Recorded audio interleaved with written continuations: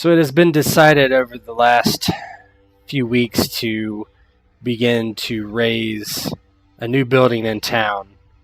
And Sir Aaron and his close confidants begin to talk about their endeavor. So go ahead and just talk about your house action briefly, and then we'll move on. Amber Sir will Aaron. pipe up and... Oh, I'm sorry. Go ahead, Waltzbreck, go ahead. Oh, no, go ahead. Start it off. Sir Aaron's sitting in his chair. It's quite interesting what you plan to propose to do with that humble building, Father. Well, if I've learned anything in laying with a woman, it's the tongue is definitely loosened. No one could say that, Father.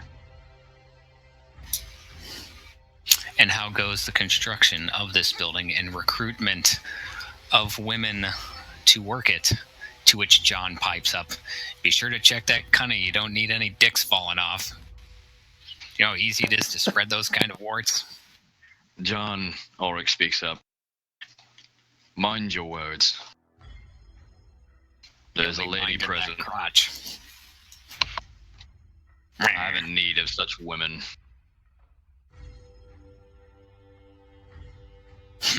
Ask someone that's been out on the Gold Road or the Sea Coast after months surrounded by a company of swinging dicks, then we'll see what you need.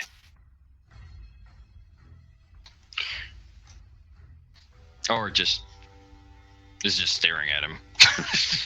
It's just like the face on his token is just like, really, dude.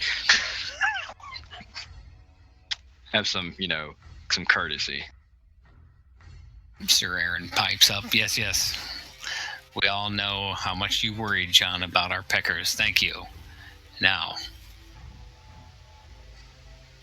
how goes the construction of the building? Lady Miriam? Yeah, I'm not sure who would be in charge of that. Whoever rolled the status roll, the stewardship roll, I think. I think it's either myself or Miriam. Well, Miriam rolled the roll, but I don't know that. I think I gave you a bonus dice, I'm pretty sure, because I have it as well, right? I mean, Amber will clearly say, there are, no shortage of women, your father.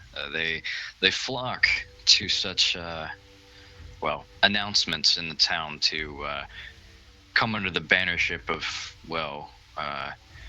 your grace and your lordship, and she points to her father. Due to some misgivings about beautiful children and the like, you'll have all the women that you'll need and more. And I suppose men as well. Gareth comes forward and, Sir Aaron, it is no secret that the employment of a brothel will be quite easy to get. It is the oldest profession after all.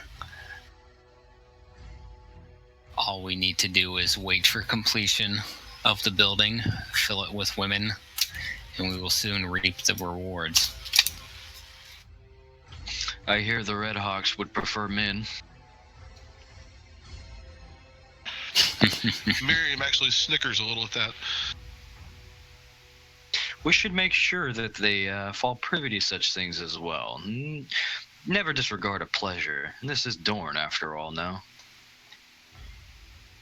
Gareth pipes up, absolutely. That will definitely, word will travel to the Red Hawk lands that this is the brothel. Maybe we could send an invoice their direction, no? Give them a little taste. Maybe one of their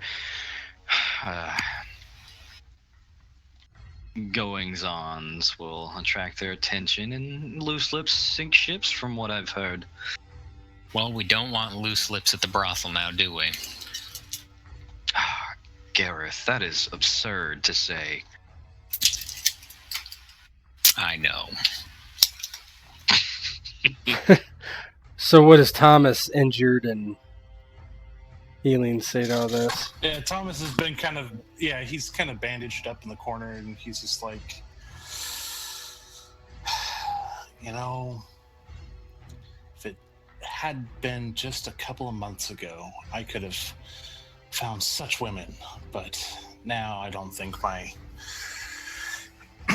Melina would appreciate my opinion on the matter. I'll leave it to you, gentlemen, and my dear sister and mother, of course. Ulrich just shakes his head at the whole ordeal and looks off into a corner, staring at the backs of Ox's head. Aaron kind of scratches his chin and he goes, I'm trying to remember the phrase. It doesn't matter where one builds up an appetite as long as he goes home to feast. Wise words. What does Miriam say to that? Ooh. I don't know. I missed.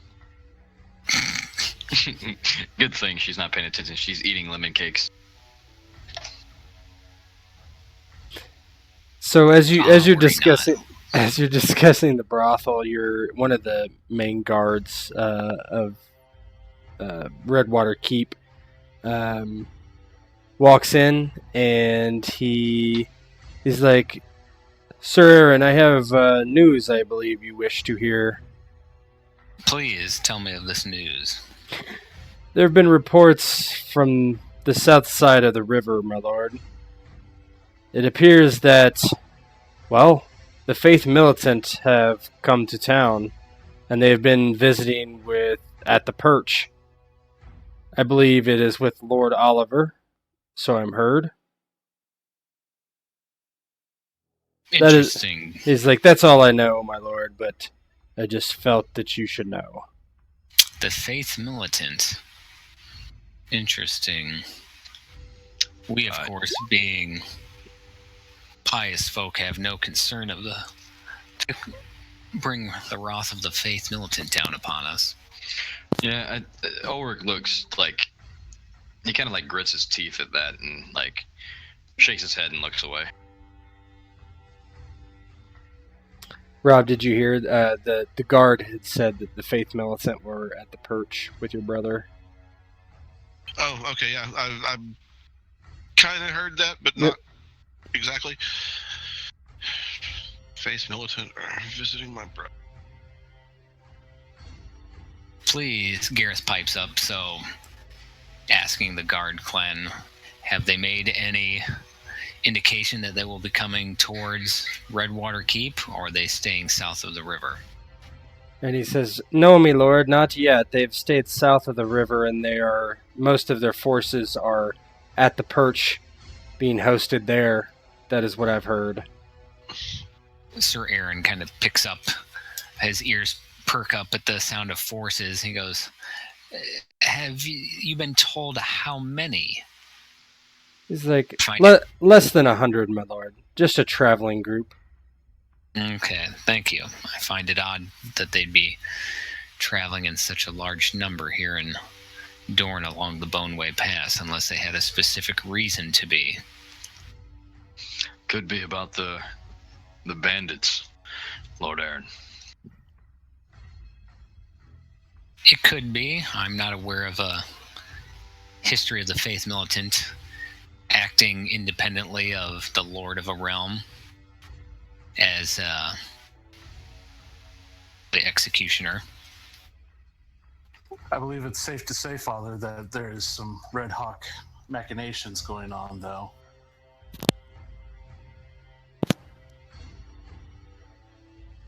Well, Thomas, your potential bride-to-be, Mylena,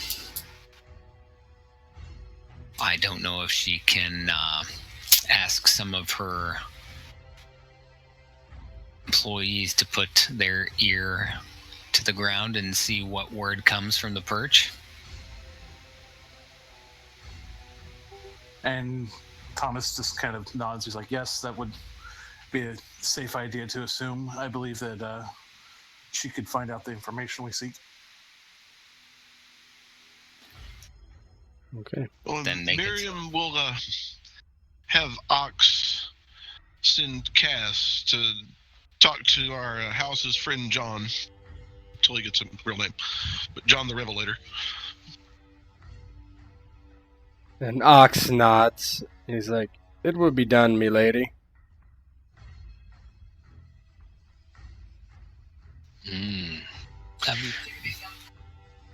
Of course he did. Well then, does anybody else have any thoughts or concerns about the Faith Militant until they come to the Redwater? I do not fascinate myself with such men. All this talk of gods and lack thereof is boring.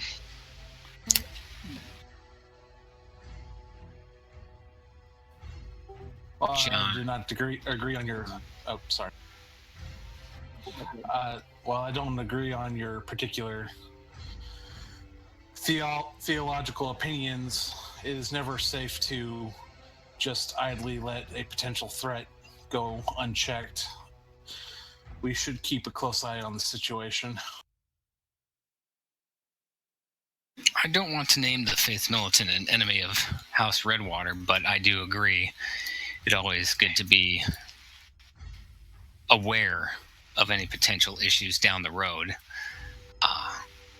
Perhaps John the Butcher can speak to some people he keeps in contact with and see if he can drum up any information up as whether or not knowledge would be beneficial into kind of digging up some dirt on that. Okay, so you all decide kind of to look into it further. That's what I'm hearing, right? Yeah. Yep. Just to kind of inquire why they're there. Was there any purpose? Kind of what the rumor is that was going on, or... Okay, all good. All right, so a couple days later, after this is settled, you decide it's time to head out and take a look at where these bandits that accosted you a few weeks ago were currently, right? To find the supposed mountain man's camp. So, one moment.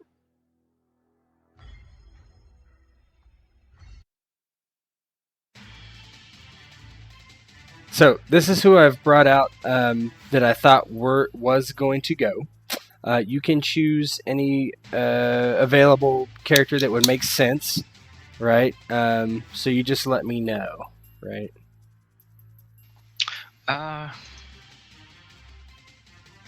No, I mean this is good. This is good. Is it everybody okay with this?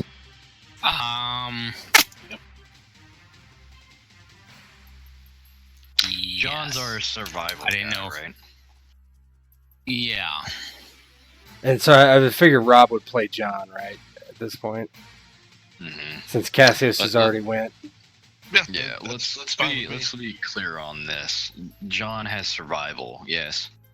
He has survival of 3. He's the most equipped of my 2 mains and secondary to have any sort of success when it comes to survival, like orientation or tracking. I don't know who else has a higher survival. Yeah, not this character. He's kind of there in a bodyguard kind of fashion. And John the Butcher, I don't think it's really applicable here. He has a knowledge of 4, and I know that covers like education, streetwise, things like that. So you don't want John here? Oh, I do. Okay. I'm just saying I don't know how much it will help in knowing the location, like knowledge for survival of knowing the location of places within the Red Mountains that make for a good shelter, places that are easy to refill, canteens, things of that nature. Okay, well, yeah, I mean we're good. We're good. We can do this with 3. We'll just have to spend some DP. Not a problem. I didn't know if we wanted to bring Gareth or a Bowman along. Can't bring Gareth. He's got to go do his own thing, I think. Yeah, he's got to do the yeah, House that's Wild stuff. Yeah, That's right. I forgot about that. Sorry. yeah, it's all good. All right, so let me look here.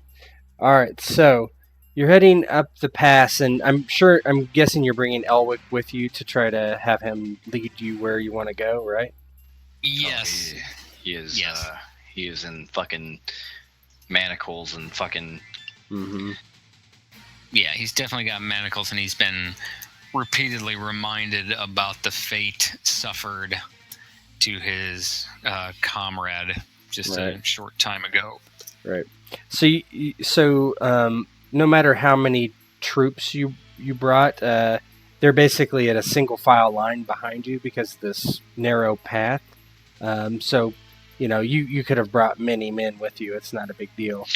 So why don't you kind of you're going up this path up the mountain? Why don't you kind of describe how you're going up there? It's steep, it's windy, you feel free to embellish a little bit. That's fine.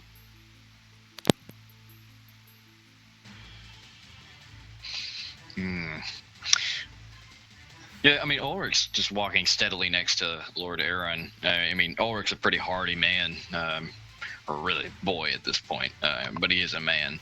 And he's got like the in his shield, like grip hand, he's got like the Elwick's like leash basically, and he looks over at Lord Aaron and he says, "Where how far do you think we're gonna go up in this? I really don't like this, Lord Aaron."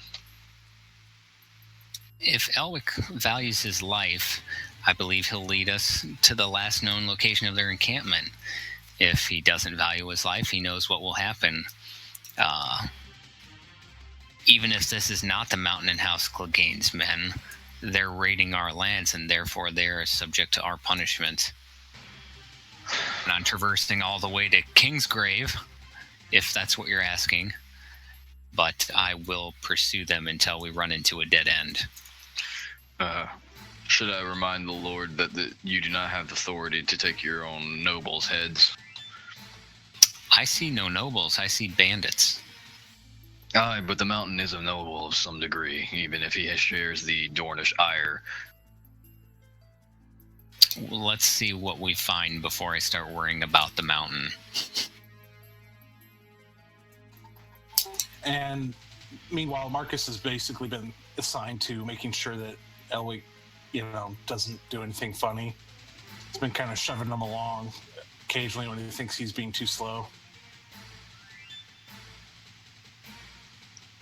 Aaron, of course, is in his splint mail with his boar spear, using it almost as a walking stick on some of the more difficult parts of the trail. Even though he's a little bit more advanced in his years, he seems to be doing well. He does have a long history of physical exertion, combat, and things that make him good for this. Fortunately for him, he is not in the heavier brigadine or plate mail, though the splint mail does tend to wear on him as the day progresses. Okay. What about John? How is he progressing up the hill? John, I think, is not thrilled with the. I think He can get sick or injured. Right. Don't twist an ankle. Don't twist it, don't twist it. Oh, God, no. Yeah. You did not twist it. So you head up this large bend, basically, and looks like, I think it's this way, and there's this strange, like, little kind of goat path on one side, and then there's this very steep incline, and he's like, looking, he's like, I can't remember which is the easiest way to get up. And he's like looking he looks very nervous, right? And this could be from the fact that he doesn't want to get his head chopped off because he doesn't remember how to get back exactly. And so people can roll survival tracking. I just have survivals. Sorry. Well, that's fine. I don't expect many people to have tracking, if anyone. Can we all roll or just? Yep. No. Yeah, every single person. Mm-hmm.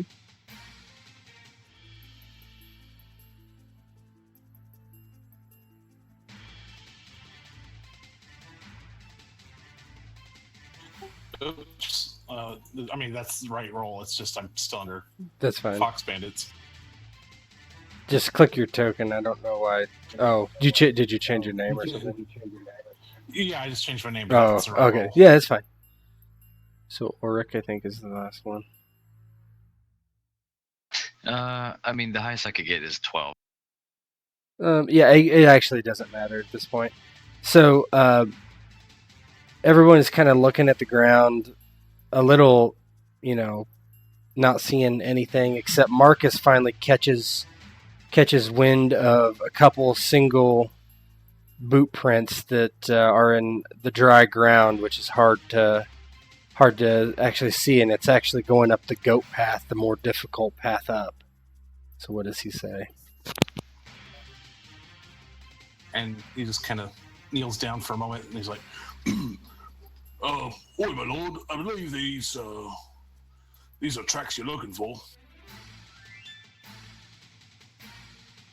Elwick, does this seem correct to you? Take a moment to think about it. And Elwick nods, and he's, yes, I think so. I think they blockaded the other path. I just couldn't remember which. Sorry. Not the greatest with directions. As I said, on my honor as a knight, you should not die if you lead us to them. Then we go up the goat path. And John clearly is not happy about going up the... This could definitely sprain an ankle. And so you make this slow ascent up this path. There's what it appears to be almost like rocky steps, right? Uneven everywhere, and it's very difficult climb. At the top, which you've only probably went 100 yards up, but you're all just drenched in sweat from the exertion. And then there is this ledge, and Elwick goes, "Oh, I remember this place." And he's like, "This way, this way, this way." And I want people to roll awareness empathy with the extra bonus dice.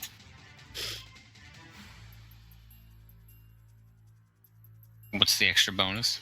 Just your bonus die, just one. One extra for bonus die. empathy. Mhm. One extra bonus die. Yep. Oh shit. Well, add 4 to that, so I have a 20. Mm-hmm.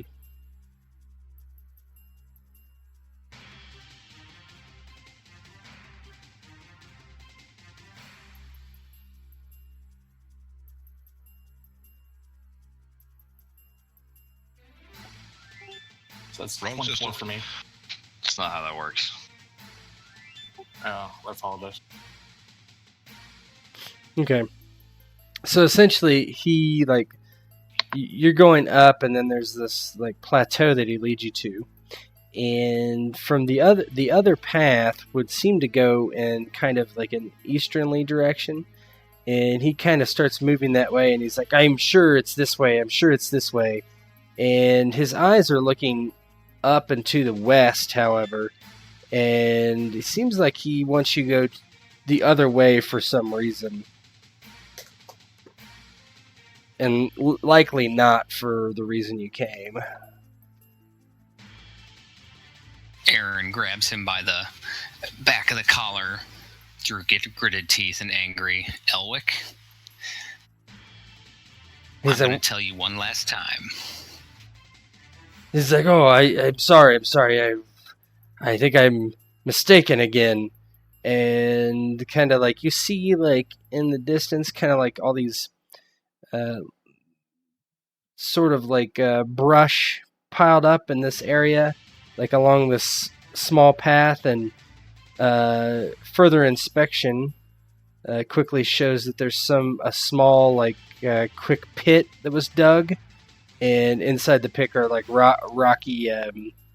rocky stones and some spiked saplings and things like that.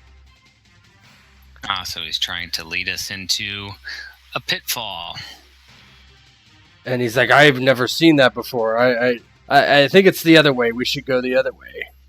You lie to the Lord one more time, and I'll start removing your fingernails one by one. Tell me, Elwick, are you sweating from the sun or the lie you just told me? Well, it is a hard climb, my lord. And the climb further looks like it's going to be very difficult. All right. Well, let's go. Let's continue on. All right. So you bring Elwick to this very steep incline, and he's like, I don't need my hands to climb this. And it's true. You're going to have to scramble up, at least partially.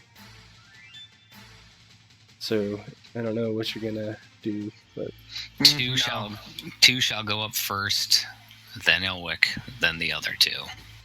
We'll pick him up by his hair if we have to and throw him up there. He's not getting up unless he gets his hands free. There's no way. One cannot. how is We just not drag him able? up with a rope. Yeah, you could do something like that potentially. Bang his head on a rock on the way up. I don't care. Yeah, I was mostly being a wise guy. I mean, I'll very gladly do that because he's not getting his hands free. What does the sir say? If you believe you can pull him up by a rope, by all means, I'm not going to stop you. Just don't tie it around his neck. I dare say, my lord, I believe I can help with this. I do believe I'm a strong lad of no repute. Okay. So you're gonna tie the rope around his waist and then haul him up after? You have plenty of men like trailing you, right? So they're not gonna let him like flee back down the path it came.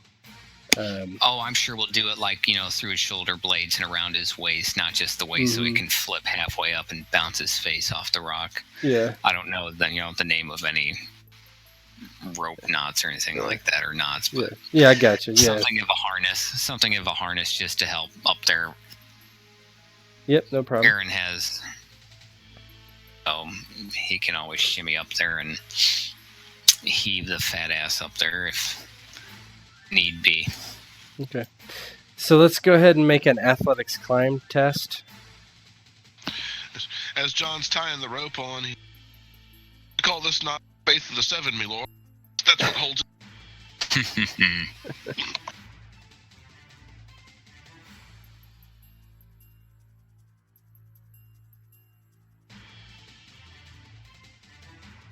With my armor penalty, it's going to be 15. This is athletics, not agility. Yeah, I'm not giving any armor penalties. Ah, okay. Wow, good rolls. Okay. So it takes probably an hour for this next part, and you get to this humongous summit. Your backs are aching, your arms are aching. It's some of the most grueling physical toll you've had besides long pitched battle, right? And so for those who have not fought in a battle for a while, it feels kind of good, right? And at that time, you kind of like throw the rope into the rope around a tree, a hardy tree, and kind of haul Elwick up slowly.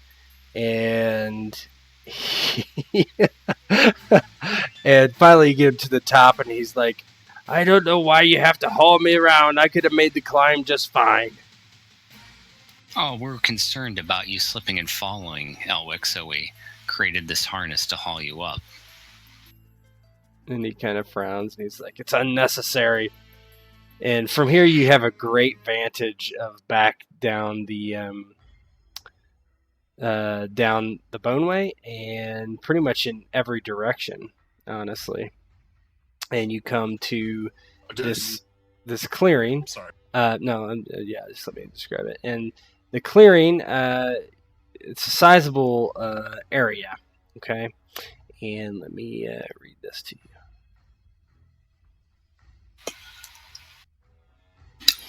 There we go. All right, so the remains of a camp of the mountains men is all around you. There are fire pits dug, carcasses of dead animals are piled high, and the corner smells like piss of shit. The men that were here have long vanished now, likely moved further into the mountains to do harm somewhere else along the border of the inhospitable barriers between north and south. And yet, the careful eye may find other things of interest. So, Alwick says, "Here, see, I told you, this is where we are, just as I said. You're going to let me go now, eh? Sir? My lord?" I never said anything about letting you go. I said letting you live. There's a notable distinction. And Alwick says, "I could serve you, my lord. I'm fair with a sword."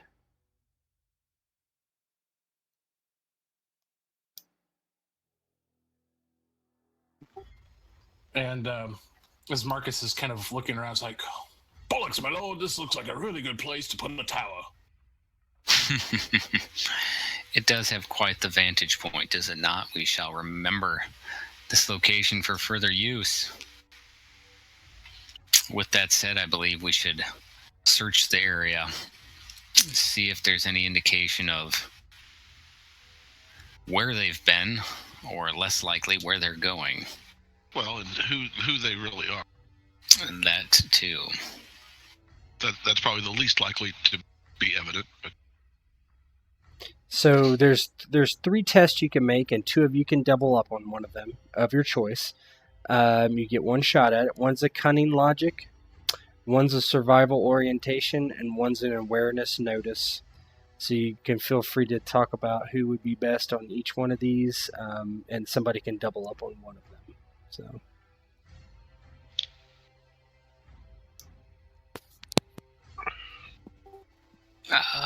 Best I can do on awareness is 4. Yeah, Lord Aaron's best is awareness, and it's just 3 dice, no bonus dice. His cunning is 2. That'd Survival probably be 2. the best on awareness. well, and John's got the 3 survival, no bonus die. Same here. Anybody have any cunning? How's everybody's will, actually? John's will is a 3. Somebody said cunning. His cunning's a 2. Cunning 3, will 3. Are you looking for a coordinate? Mm-hmm. All you got to do is hit a 9. Aaron, if allowed, can do a coordinate. He'll use his once per day +2 from Blood of the Andals to see if that can Yep, you get could it over the 9 hill. You could coordinate to. Would you coordinate for cunning?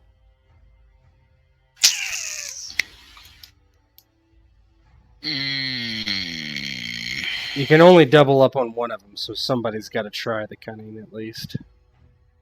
I can do awareness by myself, guys. Don't worry about it. Okay, you do awareness. I'll help someone with survival. That way we can guarantee.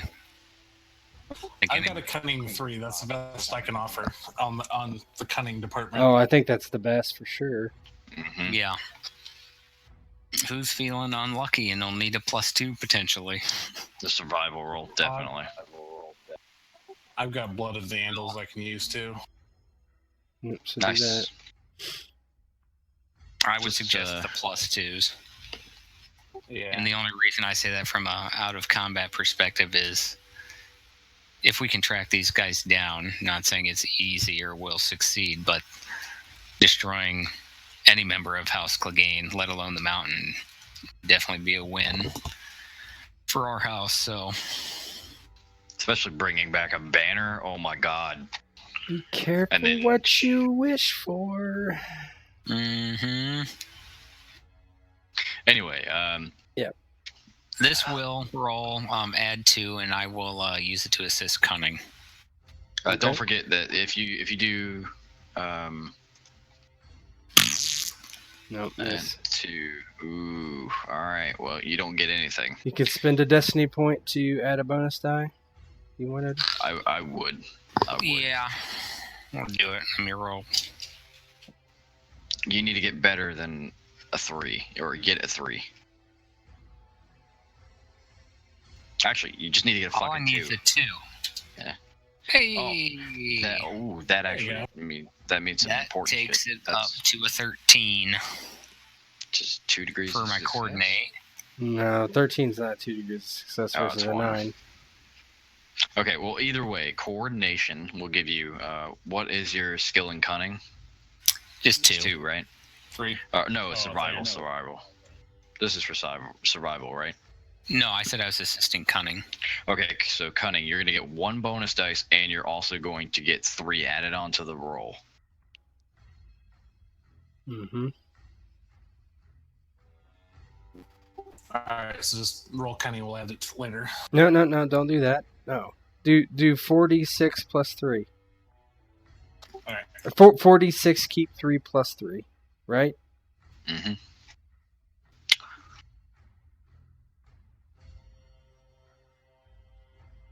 Yeah, I don't like all this adding on if you don't have to, right?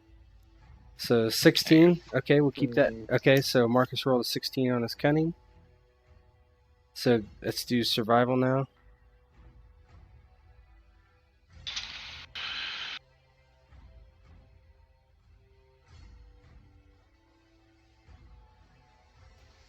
Oh shit. That's fucking shitty. Well, Aaron Yeah, can that's go pretty too, awful. right?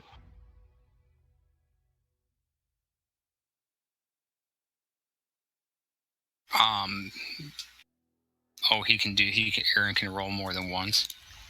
Um, Because he did his will coordinate on the cunning test. you want to spend a destiny point? Already did.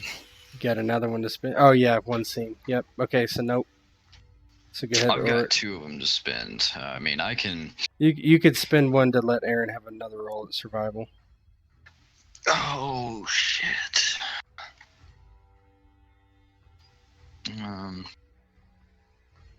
What's your survival, Aaron? Dose. Hey, give Thomas the shot if you can. Wasn't his a 3? Yeah, my survival's a 3. Fuck yeah, Thomas. Take another turn. Well, Marcus, yeah. Whatever. Sorry.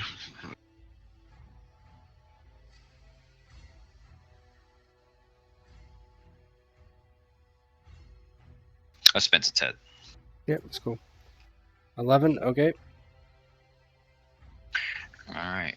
And so, Tails. are you doing your blood? What is your blood that handles +2 for today, Marcus? Is it that roll or? Sure. Okay, so 13.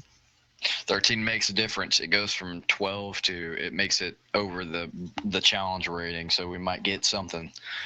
And then awareness. I guess notice. it's just the awareness roll. Correct. Okay, all right. Here goes nothing, boys.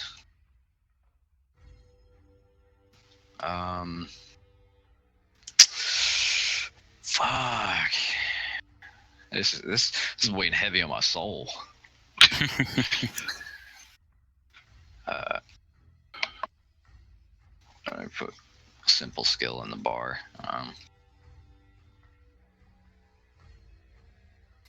No, who I'm playing if Thomas. Whatever that is, +4. Because it wouldn't let me add a modifier into the macro. Okay. 14. Where's the +4 from? Water dancer. Oh, okay. He is. Oh, yeah, that's right. Okay. All right. So Marcus is looking around, and there's a lot of carcasses of animals and the fires and what he knows of military and stuff. He estimates that there's probably about 300 men here. If he had to guess, with. Oh, you mean Ulrich? Yeah. No. This is the cunning logic part, Marcus. Oh, okay. So he's looking around and he kind of determines that there are probably about 300 people here. So you want to go ahead and tell your sir that? Yeah, so Marcus holds up 2 fingers and he says, "So I believe there was about 300 men around here previously." 300. Mr. Aaron kind of whistles. Very well. Let us continue searching.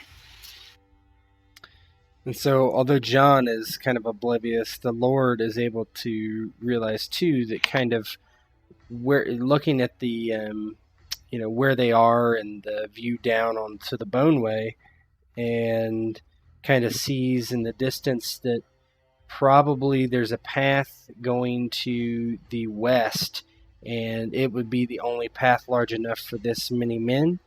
And that path likely leads to somewhere off the Princess Pass eventually.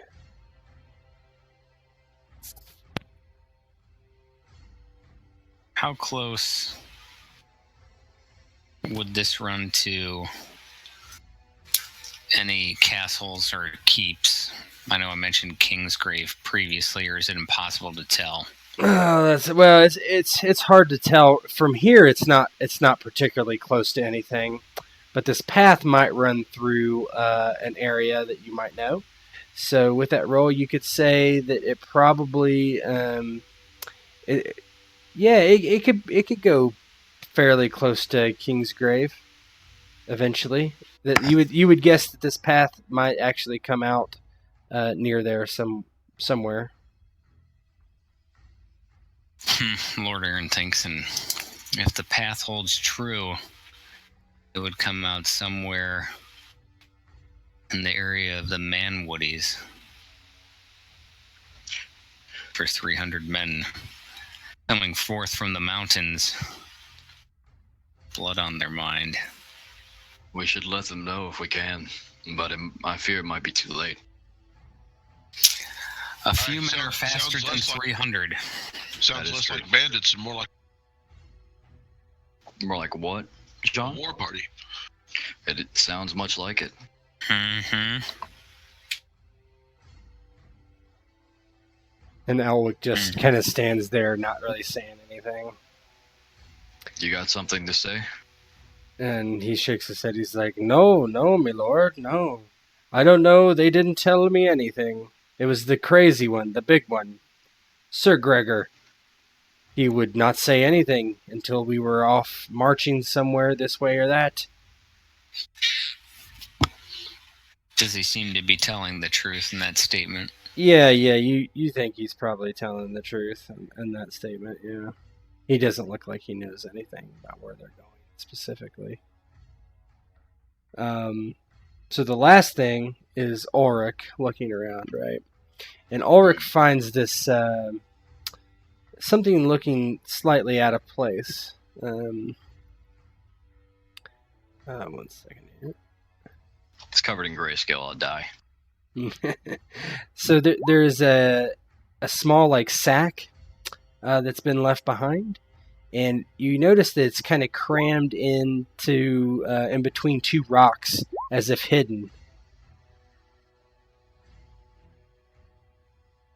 Yeah, I mean, he'll go over to it and like move it aside with his sword scabbard and like open it up. Yep, there's just a few like things.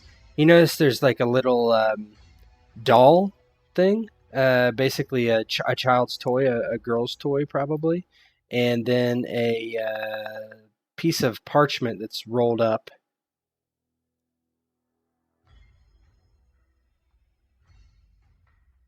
Tell me, what has he found over there?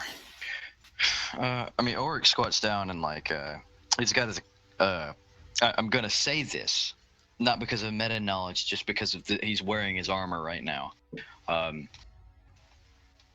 He's gonna grab the parchment. Okay.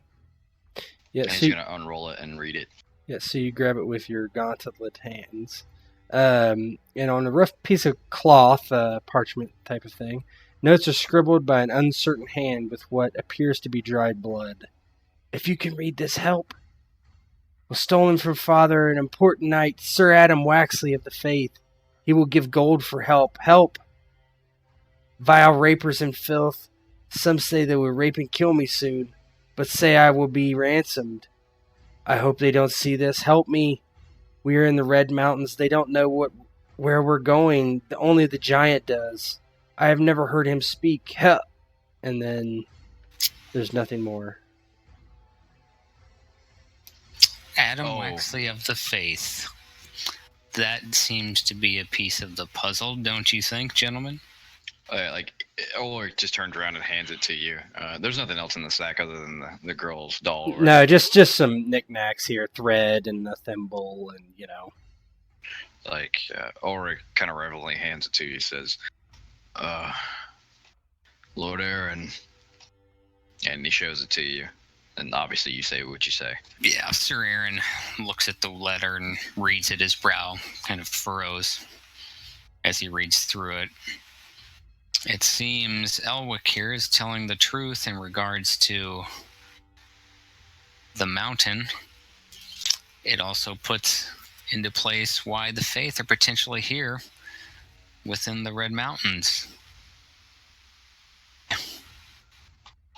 Owe it to them. Lord Aaron, we should bring this attention to the Olish.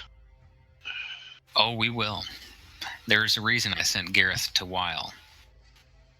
Will, whichever. And what be that, my lord, if I may so much ask? Matters not if Elwick hears. But if we're able to track them down, we will be inviting a few select houses. And potentially the Faith. It's always good to have faith on your side.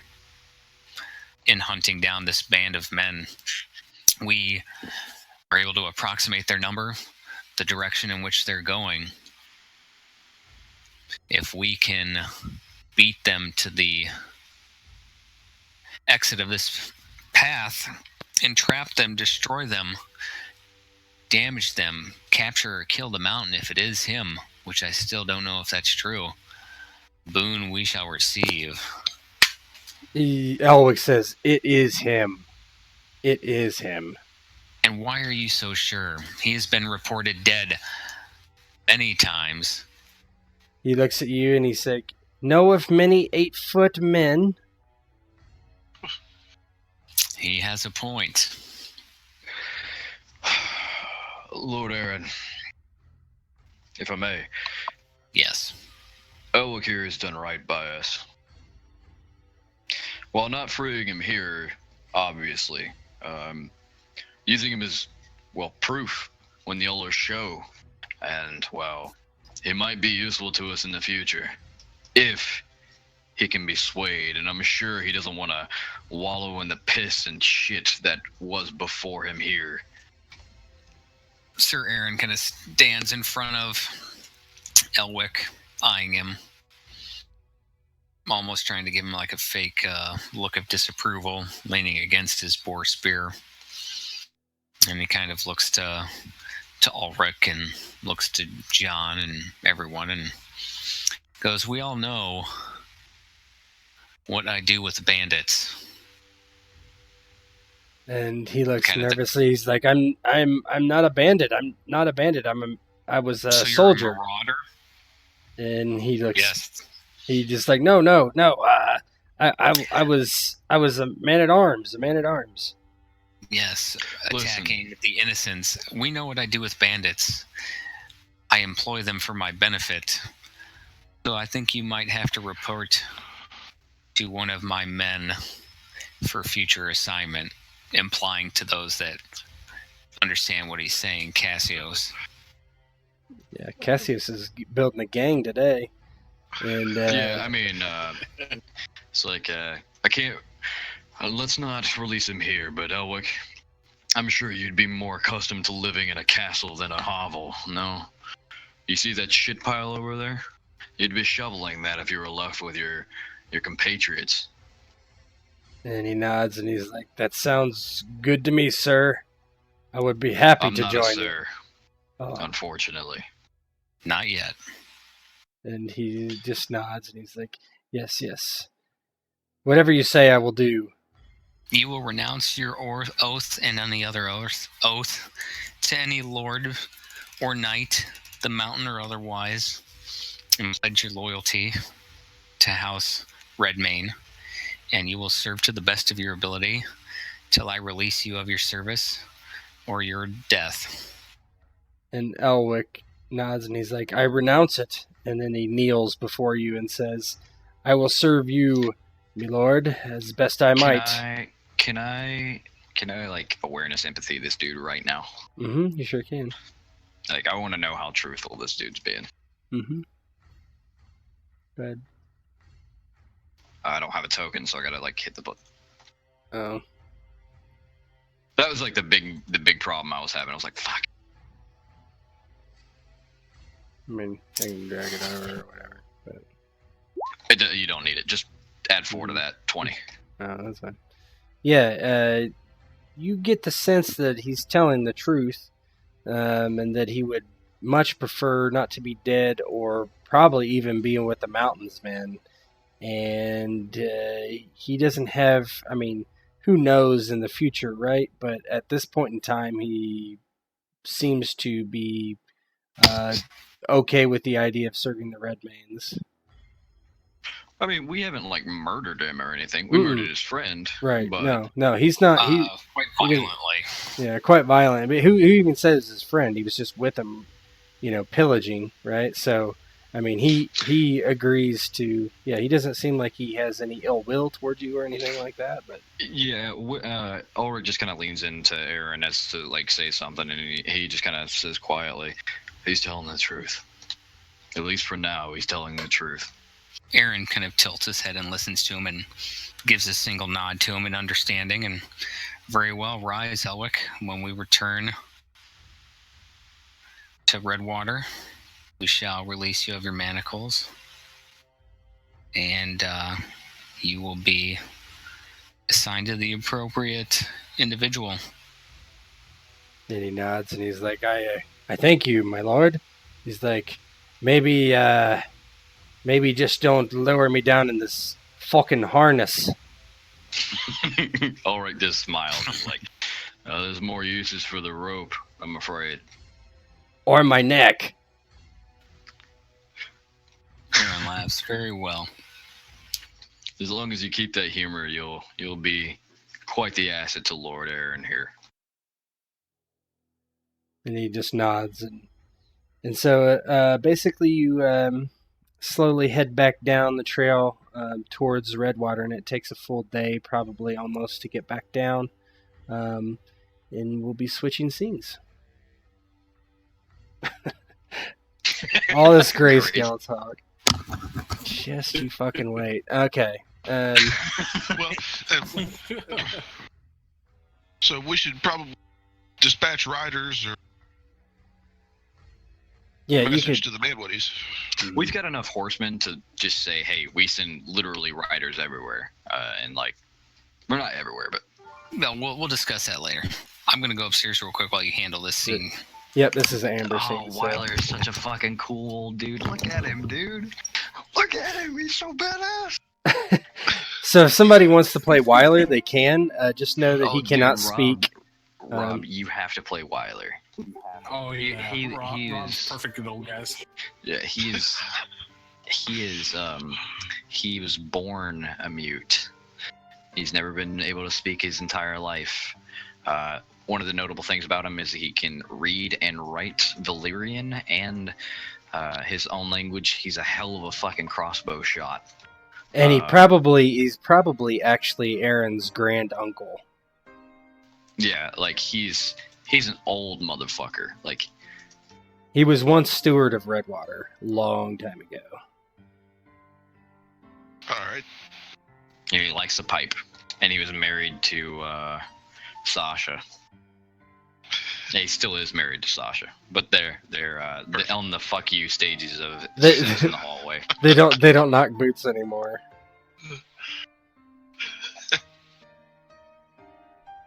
All right.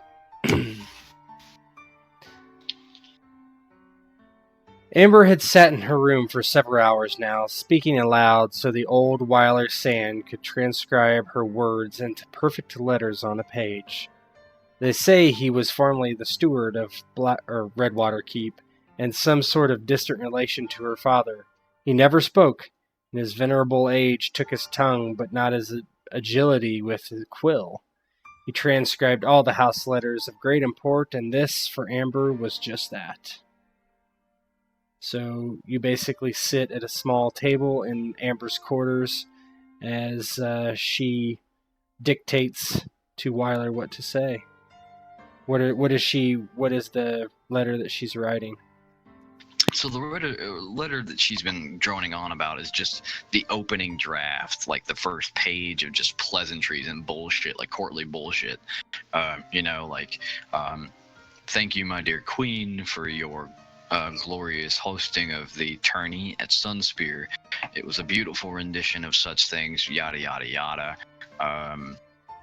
And all that other stuff. And Weiler's handwriting might be crazy looking, right? And like Valyrian, really nice looking. But she then goes on to say, if only I could figure out what would most appease the queen. Weiler, I don't suppose that, or Uncle, I don't suppose you would know of anything like that. Something wise to say to someone so important? Weiler pauses. His gaze kind of drifts toward the ceiling. He takes a slow draw on his pipe.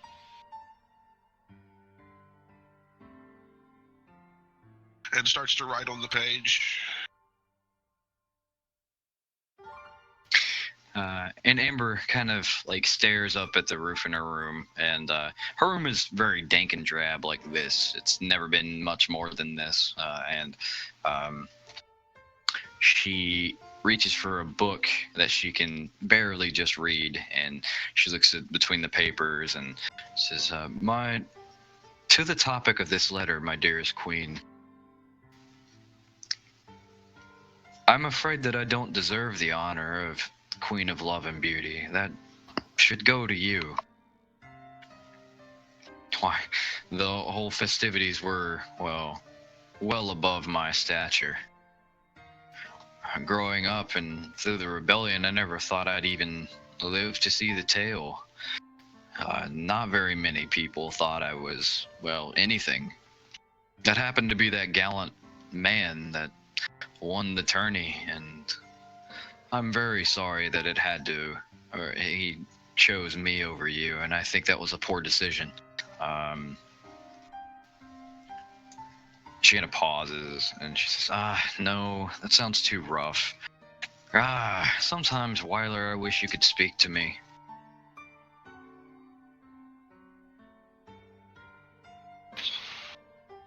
Weiler nods at that.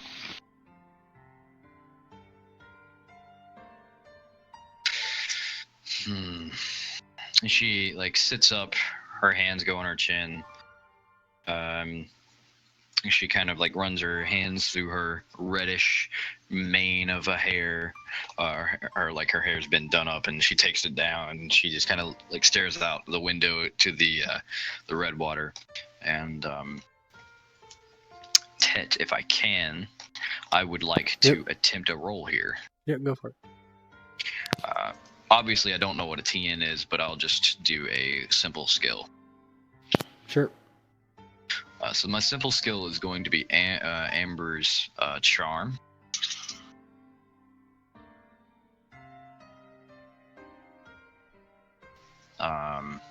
She's trying to put words into form of just being very polite and courteous, and turning away from the ownership of the whatever, and she says something to the effect of she's deeply sorry about taking the queen's rightful place, and that turning it.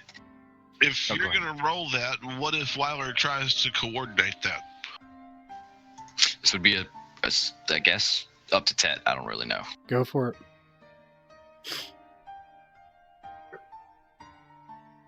You should be able to use Weiler's character sheet, right? Right, Yeah. I assume I can just roll it off the sheet, yeah. Yeah, you can just roll it off sheet.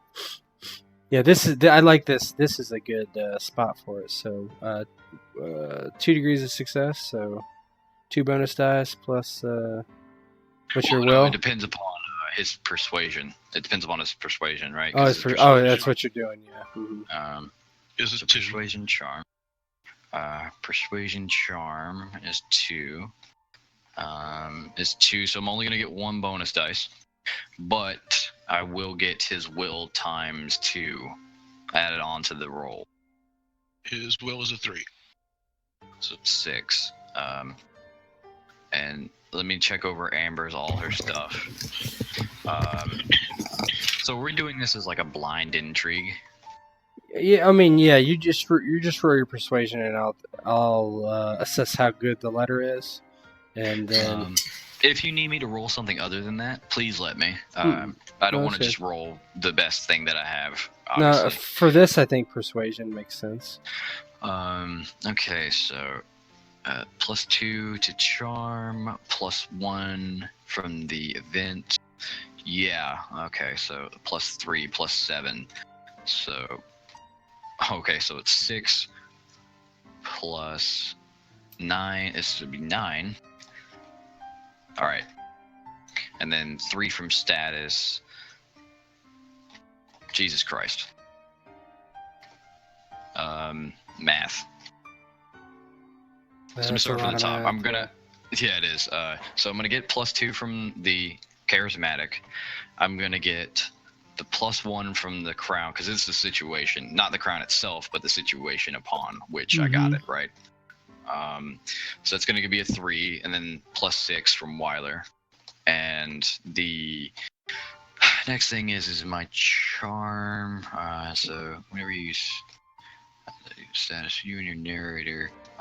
When rolling persuasion, just charm or seduce, you may convert a number of bonus dice derived from charm or seduce into test dice. Famous. So I'm rolling 7, I think. Hold on.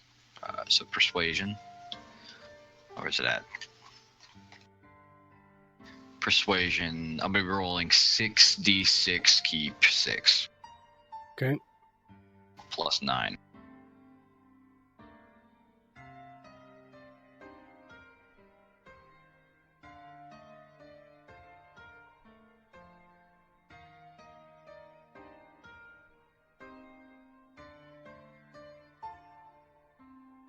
I didn't roll. Oh, I see why.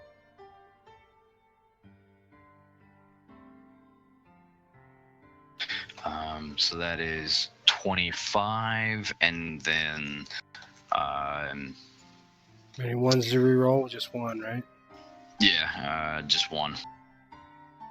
Could easily beat any of those, though. I mean, it's just got to beat itself. 1's reroll, so I don't know if you want me to reroll that. Yeah, you just keep. Yeah, you can't roll 1. Okay, well that changes things. So it's 30. So on a 30, and she ends the thing with like, but my queen, I guess I get to the deeper part of the events transpiring. You know that I am a bastard. My father has long since coddled me and kept me against the world and wanted to keep the bad things away. I'm sure that you heard of the attempt on my life during the war. I was stung by a manticore. I think a manticore, right? Yep, that's what you said. It was in my toy chest. Someone had snuck inside the castle, and I was unfortunate to get stung by it. I barely lived through the ordeal, and ever since I've been, well, as you saw. I unfortunately didn't get to meet your acquaintance all that much during the festivities, but I would love the chance to meet with you and see Sunspear again. I've spent a majority of my life in the castle, and, well, it would be nice to have a change of pace. And there's now talk of the alders and a betrothal, and all of it makes my head spin. Not to the fact that before all this, my father, well, he had talked about seeing if he could, well, I'd rather discuss things in person, but my father, the generous man that he is, was going to seek my, and she kind of coughs, and legitimacy, and So as you're writing, as you're like going on, and Weiler's writing, there's actually a knock at the door.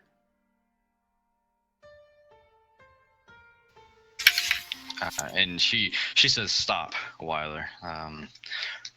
I'll let you continue. Well, Weiler must really think something. You cut out, what'd you What say? was that, Rob? I said Weiler must really think something of Amber because he hasn't fallen.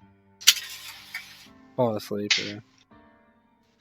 Am I cutting out? Yeah, you're cutting out right at the end of what you say every time. Well, I actually think that there might be an addendum to how Weiler lost his voice. Just from old age, he lost it. But I think Weiler and Amber spent a good deal of time together, right? They're both kind of like dregs of the castle, right? Nobody wants to see either one of them, especially when they were younger, or when she was younger. Yeah, it makes sense.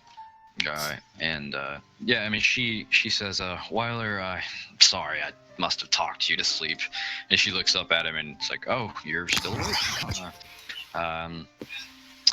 Well, I will go. And she like steps up and she's obviously in like evening gown and all that other stuff. She walks over to the door and says, who is it? And the voice that comes back and it's Deanna, my lady. I have someone here with something for you. Something for me? Yeah, sure. Weiler, and she just says, oh, you're riding. And she opens the door.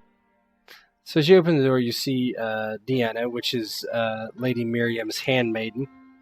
And so she would do other things too, not necessarily for the lady, but might take tasks of hers when she is not around.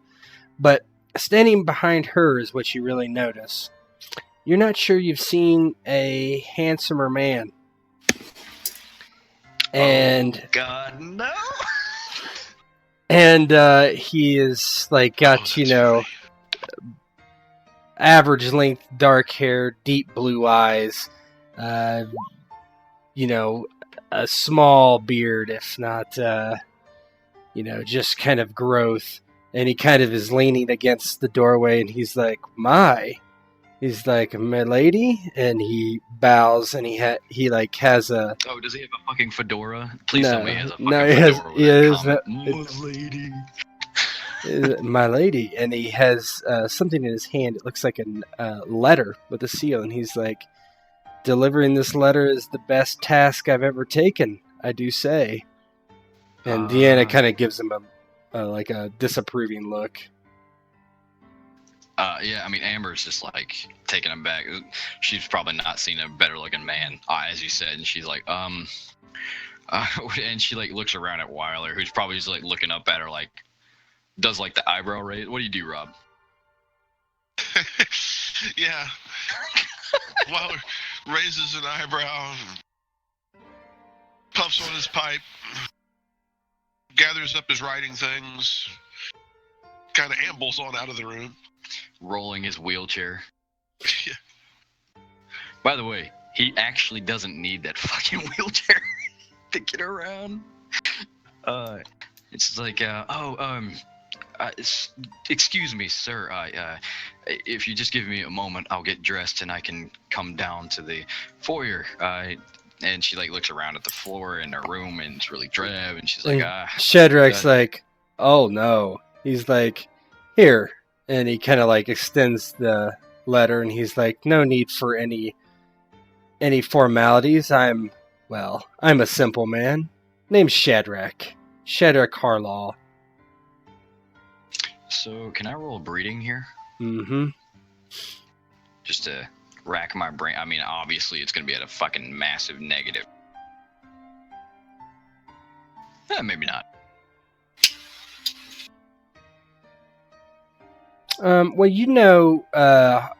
the Harlaws are Ironborn from what you know, right? You don't know specifically who this person is, but you definitely, if he's really a Harlaw, he's an Ironborn, you know that. But he doesn't look like one. You've probably never actually seen an Ironborn. You just know them as being savage barbarians and whatnot. Well, you, an Ironborn, I would have never guessed. They say dastardly things about you all, and she kind of like looks around, is like, And he Doesn't said, seem to be the case. he's like, "Oh, it is the case. Trust me." And he kind of like looks and kind of sees the half-written letter on the table, and he's like, "Oh, I see. Would you like me to help you write the letter? Your old friend, your grandfather left, I think." Well, he's a grand uncle, I believe, some relation of my father. Very old. Weiler, come back here. You can read, sir? He kind of chuckles, and he's like, "Yes, I can read. Probably the only Ironborn in the history of the Isles." Yes, they Well, say Weiler things. will wheel himself around and back towards Amber. This man says he could help. And she's like, finally looks at the thing in her hand. She says, what is this? He's like, "It was given to me by a certain individual who told me specifically to bring it to you and to you alone, my lady." But you gave it to Deanna first. No, he had it in his hand the entire time. He never Oh. gave it to her. Well, Deanna, you're... Yeah, she's just like lingering by the door. She can leave if you want her to. No, I mean, she's like, you don't have to leave, Deanna. You grew up alongside me. I mean... Deanna just kind of like nods and kind of shuffles backwards. Doesn't have any interest in this. Okay, and well, if that'll be all, Deanna, you can. Yeah, and she's like, well, well, let's get back to this. And Shadrach just kind of says, he's like, "I would read your letter. I believe it's important." He's like, "I can leave if you want, however. Wouldn't want to, well, impose." Oh, no. Please see to it that you get express permission to stay in the castle, at least for your time staying here. And he kind of smiles and he's like, "That's not necessary, my lady." He's like, "But if you wish to have your great-granduncle here write a reply, well, I can be found in the town. Just look for, well, the only iron-born ship in port, a longboat." yes, I will. I'll have it written post haste. And she just kind of like stares at him a little bit longer, and walks him to the door and gets ready to shut it. Yeah, and he kind of turns and like takes her hand very familiar, and he brings it up to like his face, and like he reaches down like he's going to kiss it, and then he doesn't, and he's like, "That would be quite unseemly. Excuse me for my, well, I am an Ironborn after all."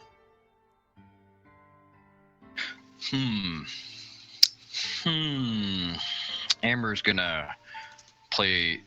Fuck. What do I even say here?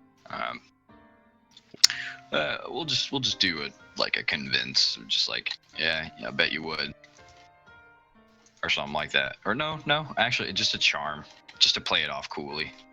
Okay.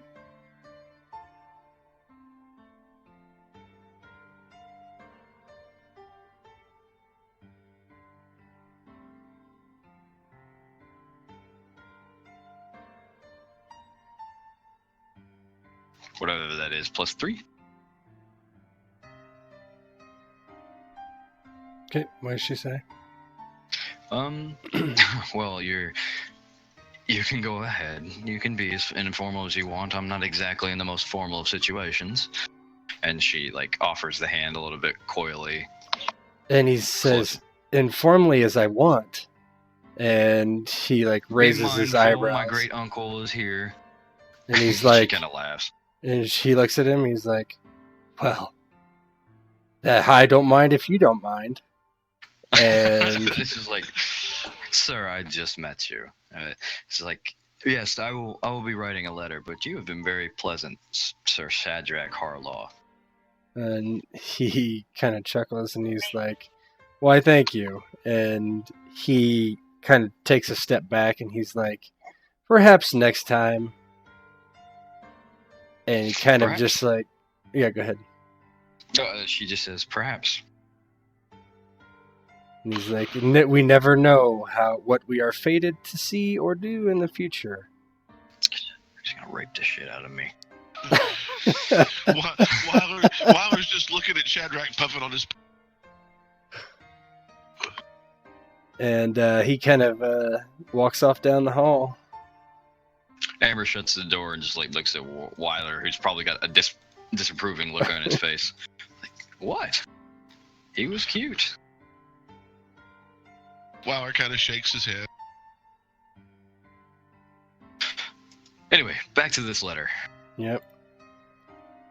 So you look at it, and then there's a basically a golden seal on the top without any sort of emblem on it, though. Just plain. So it's just a golden seal. Mm-hmm. Can Wyler get anything from this? I mean, there's absolutely no ornateness to it. It's just with a gold wax, right? So Wyler's pipe, she reaches over and grabs like a little ember out of it with like the tongs that he put more or whatever in, and she like waves it over the wax to heat it up and pry it off. Okay, you crack it open, and so you look over the letter and read as best you can, and it reads, "Dearest lady, it has been over a year since I saw your face. It has been over a year of longing and despair. Your memory will never fade. Perhaps I wished it had, but it has not, and my great suffering continues. Your beauty is unmatched. I have heard much more about the person, the real Amber. Beauty may exist, but maybe, I don't know what I was trying to say there. But only the hearts may make love that lasts until the end of our time. I fear that I am so far away from you I might never know. Perhaps I should not have written, but my hand trembles as I do. I hope to see you again. I hope that you will forgive my absence. I pray to the seven you remain unwed a while longer. Jealousy grows in my gut as I think of that day. Forgive my harsh tone, my lady. It is all I can do to whisk you away and ask for your hand. I hope that you will write back. Any man that delivers this will be able to return the letter to me. I pray you find in your heart to do so. Your Mystery Knight." And you see like Amber's eyes light up, the like bright purples, and she gets all blushy and all that stuff, and she's just like, "Oh no." She looks at Wyler. She's like, "This is from the man that won the tourney, the night they ran away." His eyes go as can't go anymore. That wide. And unless you need me to roll anymore, Nope, no rolls. We'll handle this. We'll handle this later. But Okay. yeah, I don't want to push this scene on any longer. So Okay, sounds good. we can handle all other rolls, I guess, like when the session ends, and we can talk about it face to face. Sure. And that day, Wyler spoke is one word he would speak for the rest of his life. Holy shit! Holy shit! All right.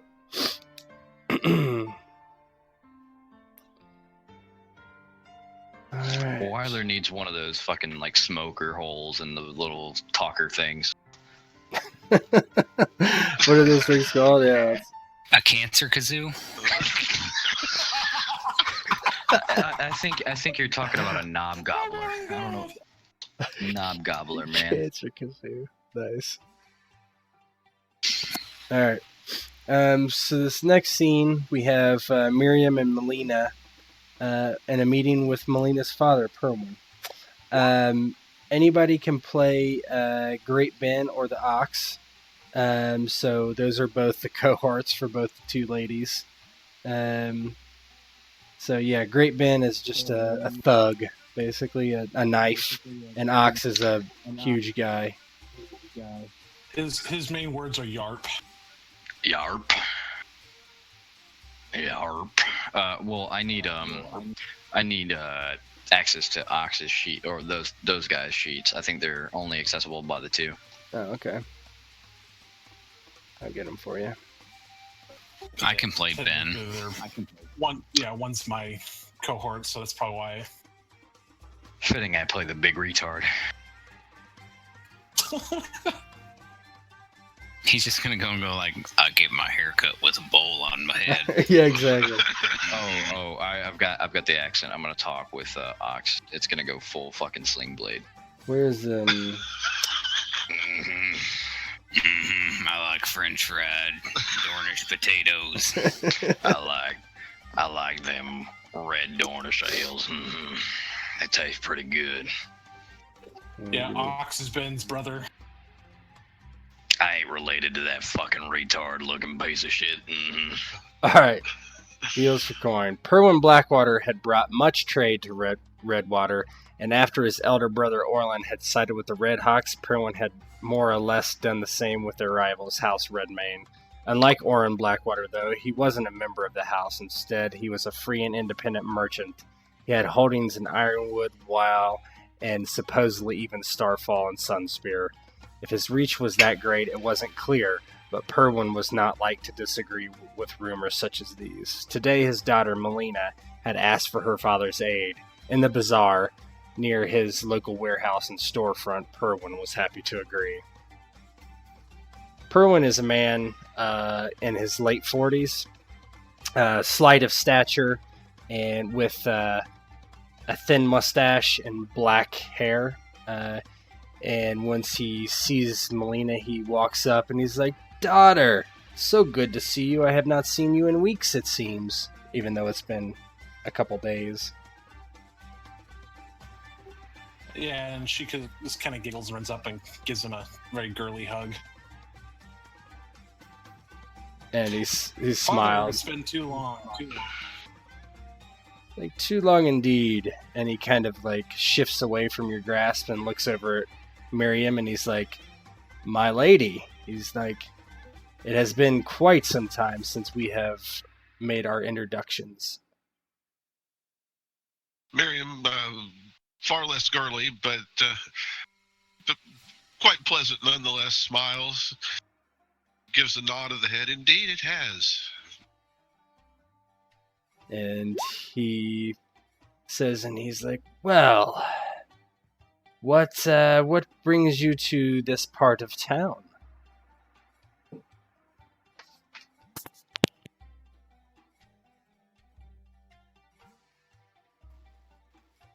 Oh, sorry. Lady Miriam wished to pay homage to the poor and help out, and I do believe that giving our current stores that we could be a little generous and helping in this regards. And he kind of looks at you sidelong and he's like, "Is that so?" He's like, "Well, the small folk are an importance to the lady, no doubt. But, well, I am a merchant for profits. Do not forget, Melina, our business is coin, not food in some random man's mouth." She nods and she's like, "Yes, I know, Father, but I'll personally cover the expenses. It's not a matter of an issue." And what does Miriam say to this?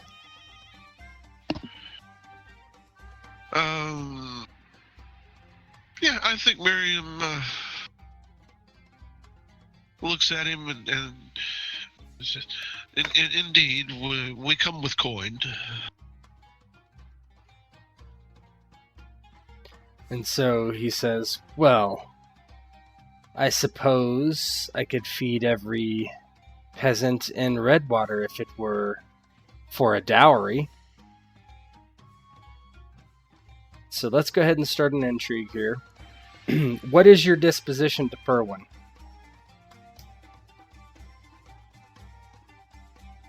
I mean, she's... Go ahead. Affectionate, go I'm ahead. assuming? It's going to be affectionate for me. It's her father, and she thinks the world of him. What do you think, Miriam? I suppose Miriam is.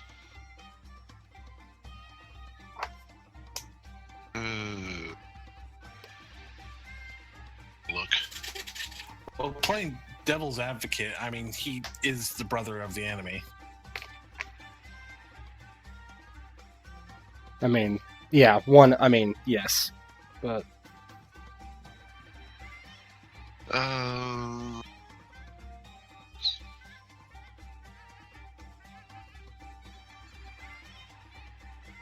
Yeah, I think she's maybe what's the one, indifferent? yeah, indifferent. That's fine. All right, so let's roll status. Both of us? Yeah, everybody. Oh, I was about to roll. This is the first time you can use your combat entry if you have the button. Mhm. There's like a combat entry initiative thing that you can click. Yep.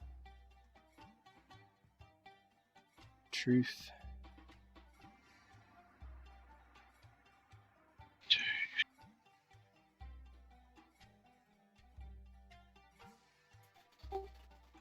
I don't think I have anything in reputation.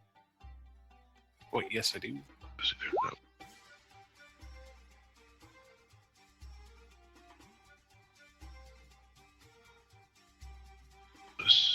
0. That's not gonna roll it.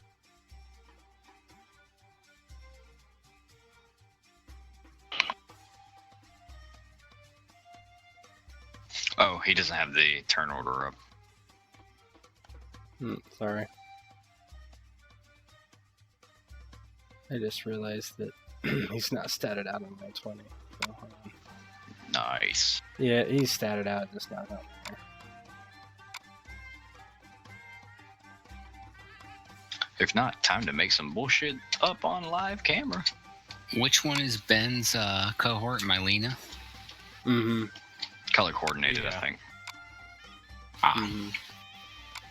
I just want to make sure I was providing my intrigue defense by going, Yeah, that's true. You guys get that. Mm-hmm. Mm-hmm. Mm-hmm. Talk to the young girl right now. You better talk to her right. I want one of them chickens on a stick, goddammit. Yeah, what the kid said. Mm-hmm.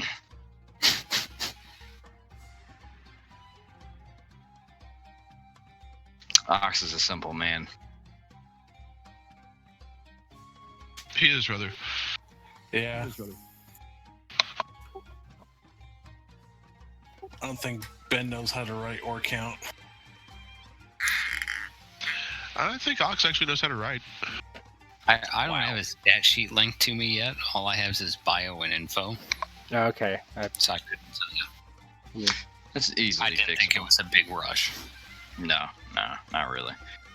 I just make a stickler about it so I can talk in the side chat as him.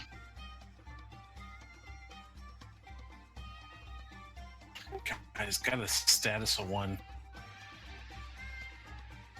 He's the lowest of the low. He actually Yeah, can't well, get any lower. Well, that's why he's my. He could if he took a drawback.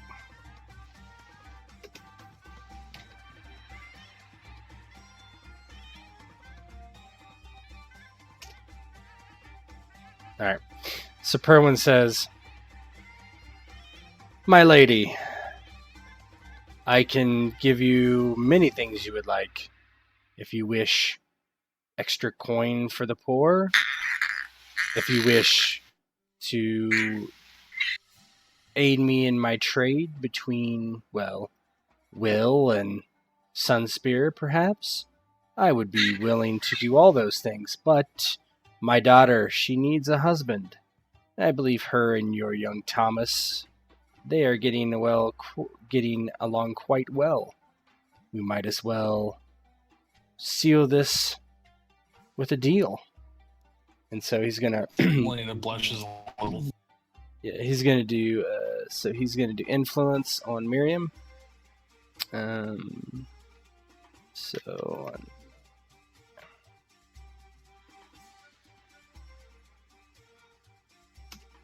17. What is your combat defense? Or, I mean, intrigue defense? +2. Don't forget Ox Mm-hmm. and Ben. +2.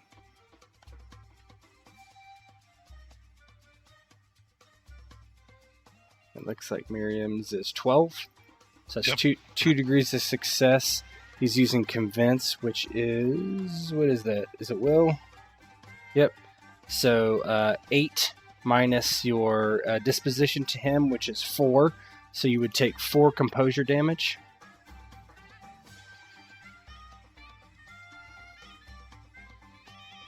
Composure is a 12. Yep. So you have You 8 go of down 12. to 8. Mm-hmm. Gotta hit him with something hard. Well, the other... So, well, I'm not going to give you strategies what I would do, but...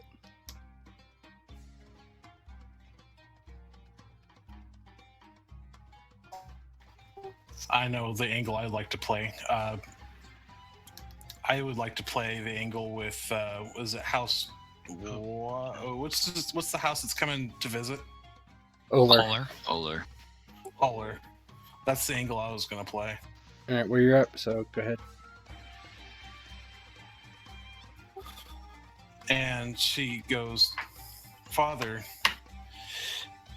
House Redmane is going to be getting an exclusive audience with House Holler. I believe that we could use this to our advantage, and it would gain us a powerful trade partner. Okay. So are you trying to basically tell him that you want... so you're basically taking Miriam's side and bargaining for for help with the small folk for an audience with House Oler, right? That's what I'm saying. Okay, so go ahead and roll your influence.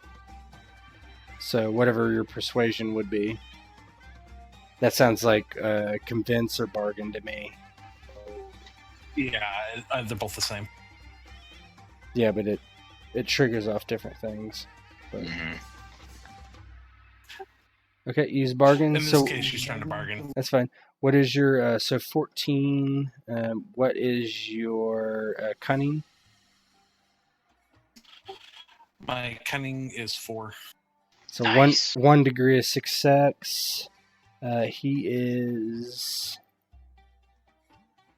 Let me see. He's friendly to you. So you actually get a plus on your roll. So you're affectionate to him, right? So +5. So that's 19 versus 11. That's 2 degrees of success. So that's 8 minus... he's friendly to you, so 8. So he takes 6. And he says, well, that is quite a good trade partner. I do not disagree. But there is more at stake than trade. Your future. Your son's future. That is what is important. What does Miriam say to that? Whoops. I think going to sort of follow on You're cutting out, Rob. attack. Alright, we reconnect.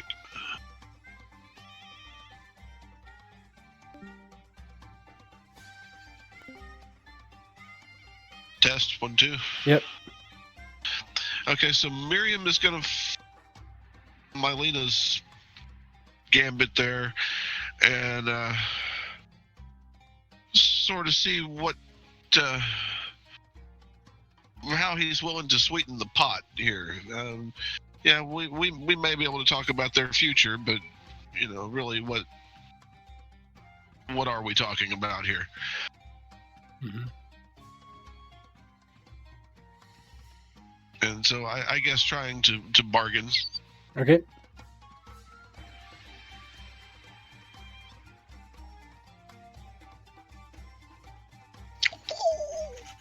Damn! Okay, so that is versus 11. You're indifferent to him, so you get no modifiers. Now make sure you don't have any benefits that would do anything, right? She has attractive, right? Got to think about that. Reroll 1. I don't think Miriam Okay, does. she technically doesn't. Okay. 1 sec. Let me double check her stuff here.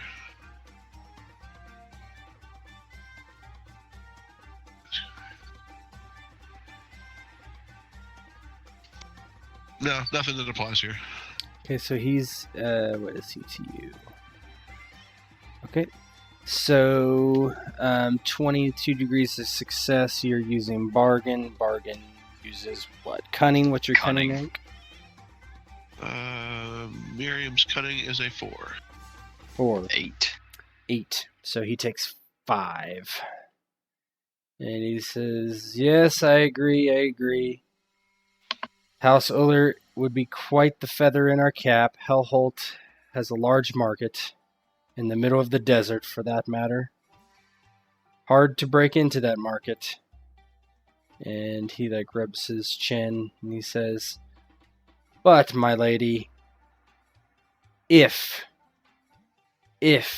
Melina was married to your son, then, well, all our profits would be for the good of House Redmane. If it was in Hellholt, Sunspear, Will, even Ironwood." Alright, so he's going to try to bargain again.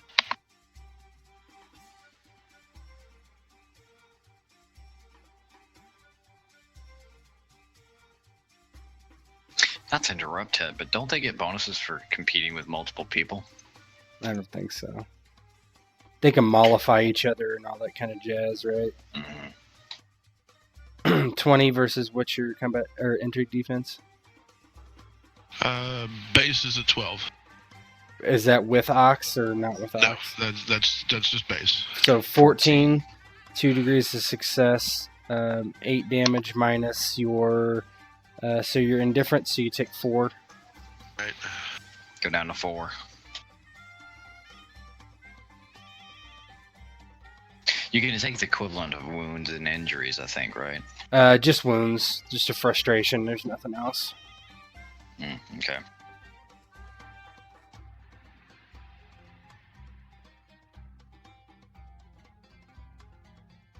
Oh, he was amiable, so he should have been a +1 to that roll, but I think it's the same. Yes, it is the same bracket. The first one might have been different. Mm-hmm. It's something I always forget about because it's weird. Like if you like somebody better, you're better able to persuade them. Kind of interesting. Mm-hmm. But what does Melina say? I'm going to try and convince him this time. I'm going to try to go the route of... I'm trying to think of how to properly word this. She would probably go along the lines of doing a favor for the Redmanes now will help us secure even more trade. Help us convince Aaron. Yeah, it could help convince Aaron. Okay. Showing a little bit of good faith now. Alright, so...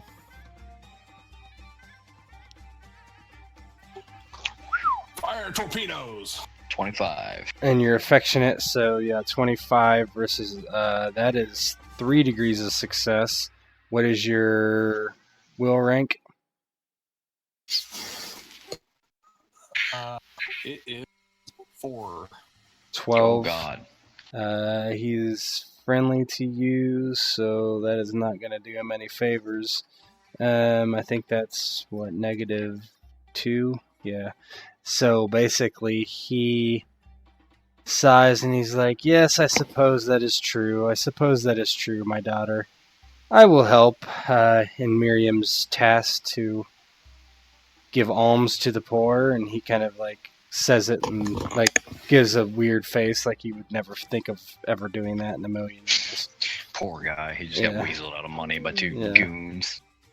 Yeah. Well, but Miriam actually will put in a good word for. Oh, this is an intrigue. I mean, you have to do what you say. Yeah. If you don't, then. Yeah, it was a persuade. Yeah, because you used persuasion instead of deception, right? So, as you're talking, behind him, you hear a man, "Yo, merchant!" And the yelling prompts Perwin to turn around and look. "I bought those 6 while drunk. Give me my coin. Give it to me." And Perwin frowns. "Excuse me, good man, but all sales are final." And his words are cut off as the man lurches with a cruel axe. Alright, so what I would like the cohorts to do is roll initiative quickness or agility quickness. Oh God, where the fuck is Ox?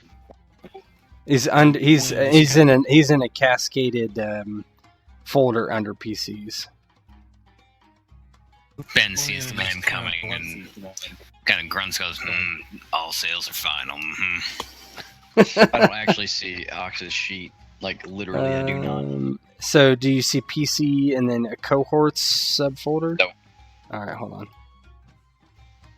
I think you gave me control of it. I just can't. It's not in my journal, so I can't see it. Alright, I'll fix it. Yep, you're right. You can just roll it for me. If not, it doesn't really matter. I got it. Figure. What's your name now? This guy's gonna get fucked up. Alright, there you go. It's 5d6, keep 3, but... Ox does have danger sense, too. And cannot... Ooh, yeah. So, let me look at what danger sense does. Doesn't it, like, give a bonus die to... I think it's just ambush, isn't it? I believe you get to re-roll once on initiative, if memory serves. Reroll ones and cannot be surprised. Yeah, there you go. The short version says.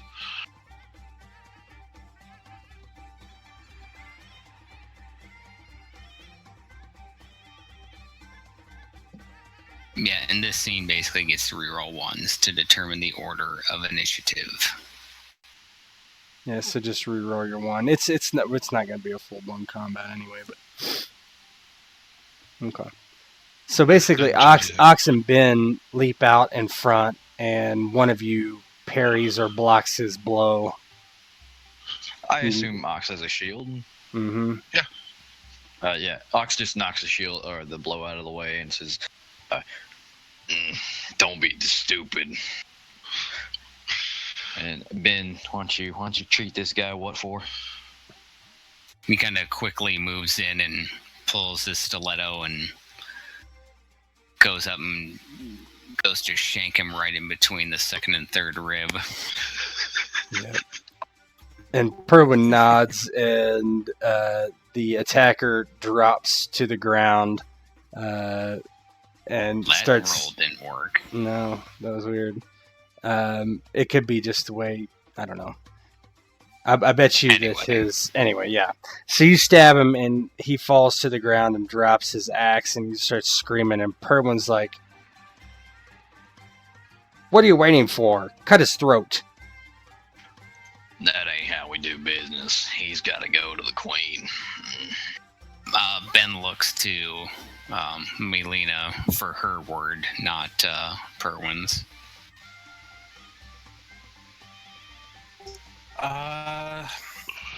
Because of my particular disposition, she's just like, "He tried to kill us. He deserves to die." Not our choice. And just Ben looks and goes, "Okay." And Perwin just like, he's like, fine, you're right. The big man is right. He should suffer the Lord's justice. I am well, my daughter. Yeah, Ox will detain him and staunch his bleeding. Alright, up you go. I sure did want some direction out in the Ox might kill him. Ox has a 1 in healing. He pushes his fist through the wound on accident. I'll plug that with my hammer. Yeah. So Ox and Ben, Ben is Ox's son, obviously. That's why they're both talking No, like he this. is not. But All Alright. right, off to the Lord with you. all right, so you drag him off to the local constable. All right, we'll switch scenes.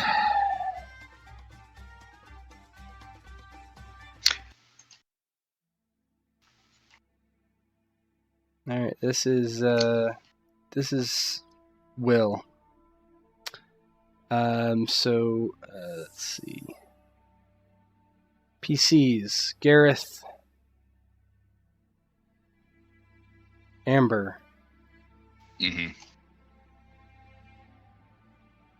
And to those who wonder why, the letter scene was mini because it covered a quality of mine, I think, and it covered something else. Mm-hmm. Yeah, it was just small.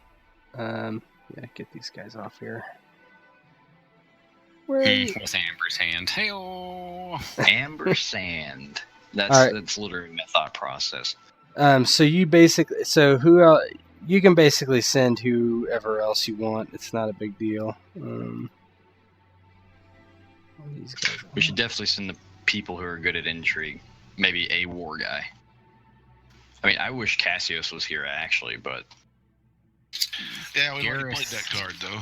Gareth is a hybrid. He's good at ranged, and he's good at convincing and charming people. I would let Cassius come. That's fine. It's been a week since that all happened. Makes sense. yeah, Okay, well, works for me. it could explain where he went to. Honestly, like What do you think, Thomas? Who do you want to play?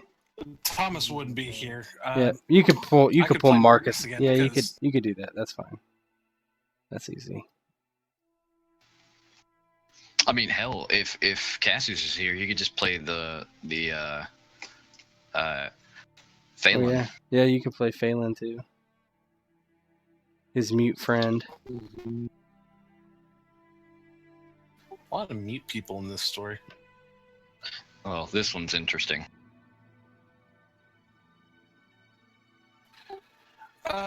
Since I played Marcus this last one, I'll play Phelan if I can get a little bit of backstory on him.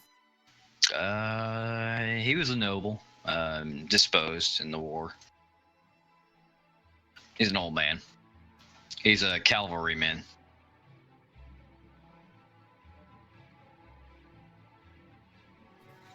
He's a good friend of Cassius's. Okay. All right. Sounds good. All right. Yeah, I'll play him. So a few days ago, Gareth, and are you going to take any sort of warfare units with you? Horse unit, probably. Okay, that's fine. Bring some cavalry along. All good. So a couple of days ago, you left Redwater and headed up the Boneway. The closest holding on the Boneway is Will, and there Gareth is a very known person. His father was a knight, probably one of the Boneway knights. Fighter. I don't know. You tell me, Mike. Arturo Sand was the bastard of Lord Ormond Ironwood, father of the current Lord Anders Ironwood. He served over in Essos for a while before returning to Weil, and to serve as one of the top men of the Boneway Knight. He fought against Amori Lork in the Red Mountains, and later fought in the Reach and the Westerlands, and eventually was the sworn shield to Lady Tanya Weil, wife of Lionel Cloverwood, the heir to North March. There's a tear on Gareth. my cheek right now.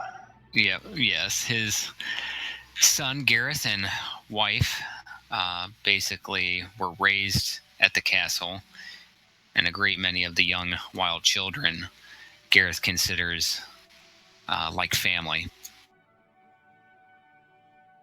And just so we're clear, I actually looked at the Will family tree, right?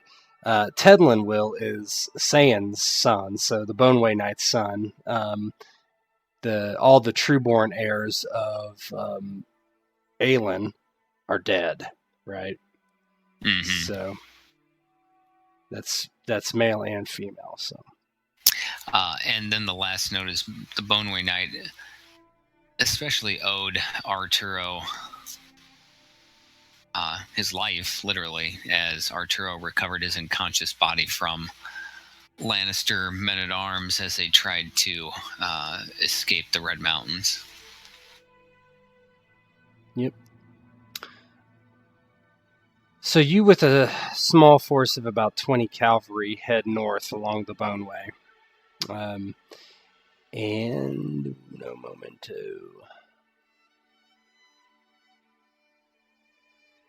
Gareth Ironbranch follows a familiar path north. His father had been Sir San Will. No, that's not right. Had been, yeah. I don't know why I wrote that.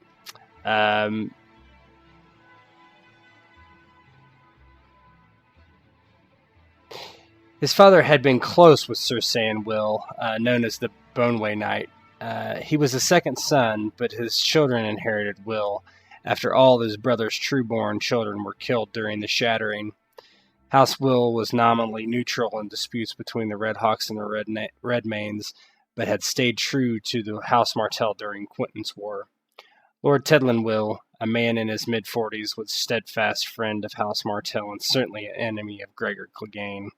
If these bandits truly were associated with the beast, regardless, the men might be in House Will's domain by now, and as such, making a solid alliance with the house made practical sense, if not political strength. The road is long, and in the distance before dusk, you spot a lone tent with a fire alongside the Boneway.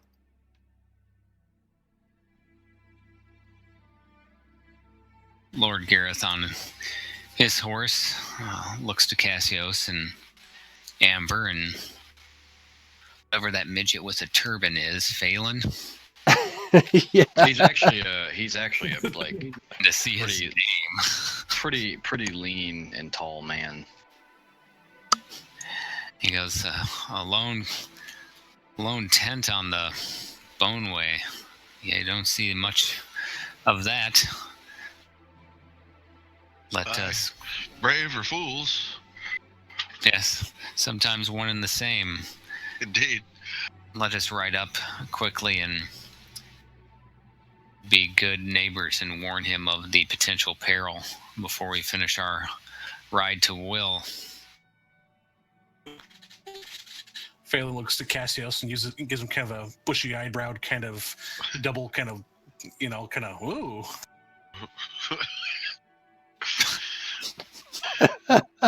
Okay. So you slowly approach the tent, and there's a man standing outside as you get closer, because you're easily heard, right? And he has a bastard sword slung over his shoulder, and he's just kind of watching you idly as you get closer. Oh God. And he nods and he's like, friends going north, huh? Leave me be. And you are good, sir. Like, they call me Stitch. Rickard Croft. No one of import. And he offers his hand to shake it.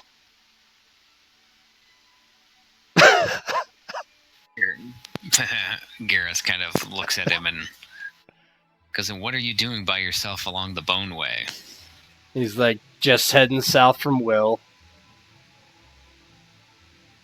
took a spell there at the whorehouses and such. Realize, man, this is wild country. He's like, Bandits and what? There's bandits, and some of you might not believe this, but there are reports of followers of the mountain and of House Clegane in the area. and he smiles very broadly, and he's like, I would believe that. And this kind of catches Gareth off guard. He goes, "What? Why would that seem so believable to you?" And you notice in the night he's wearing this tattered black cloak, and he kind of shakes it, and he's like, former man of the New Night's Watch, have to say. We were hunting the mountain. Everybody else is dead, I'm afraid. Fucking lying piece of shit. Dead Wait, what? from what, may I ask? Dead from fighting. What else? Fighting what? House Clegane's men? What? Where was this? What happened? Please, by all means. He's like, well, there's Blackhaven, you see. Empty, deserted, except for crazed people. Lost a man there. Crazed. He's like crazed. I would stay clear of there if I were you. What malady or affliction has affected the people of Blackhaven? Crazed. Nobody's there anymore. What does that mean, good sir? And he looks over at Amber and kind of gives her a sidelong look, and he's like, they attacked me and my kin. Almost killed us. Did kill one of us. As I said, I don't know. Couldn't say. Madmen. Curious. He kind of, Gareth looks to his companions and Blackhaven, crazed men. The mountain. This is truly odd. And you're a member of the Night's Watch? Why are you chasing after the mountain? Bring him to justice. That's what the queen wanted. That's what I was told, at least. And he turns and spits on the ground. He's like, damn red priest-loving whore. Gareth kind of looks sidelong to his friends and travelers, and you're a member of the Night's Watch. Why are you traveling south instead of returning to King's Landing?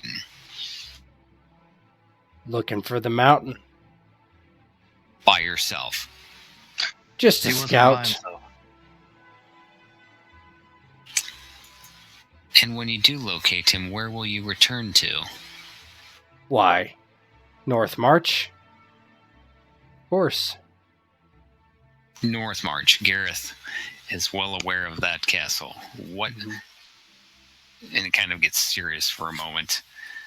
North March, explain now. And he's like, it's a shithole. And he kind of like looks a little confused. He's like, if you don't know it, well, it's in the Dornus Marches. Barely standing. And we're well aware of Dornish territory. It's How not many in of Dorne. How many of your men are in the Reach? And why did you choose North March? That location carries weight here, especially with House Will. He's like, well, couldn't say why it was chose. Sander Clegane chose it. If you must know. The Hound. Aye. The Hound. He's a member of the Night's Watch too, or so they say. I've heard enough of legends today. This is... Right, I think that cast kind of elbows Phelan, and it's like, did you hear that? Yeah, Phelan kind of just gives off this kind of strange snort and just kind of shakes his big beard. He's like, And it's you- true. And you will attest, you will swear on your honor that the hound is hunting for... He's to tell this to the Lord of House Will. He's like, don't think so. I'll be heading south. Had my fill of Will. Had my fill of the Night's Watch. Not like it used to be. Now they're a bunch of red god cocksuckers.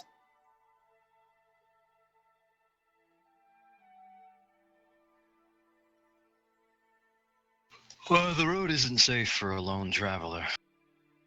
You could at least let us take you further south. Well, if you want to turn around and come south, you're more than welcome to travel with me. No. You mistake me, poor man. We are going to Will. Then go on. It's like, all I know is there should be 30 men of my brothers, or former brothers, in North March or so. I don't know if they're there now. We split up and went in different directions looking for the mountain. The men that I went with, we came into the Red Mountains, found nothing but horrors. I'm done with it.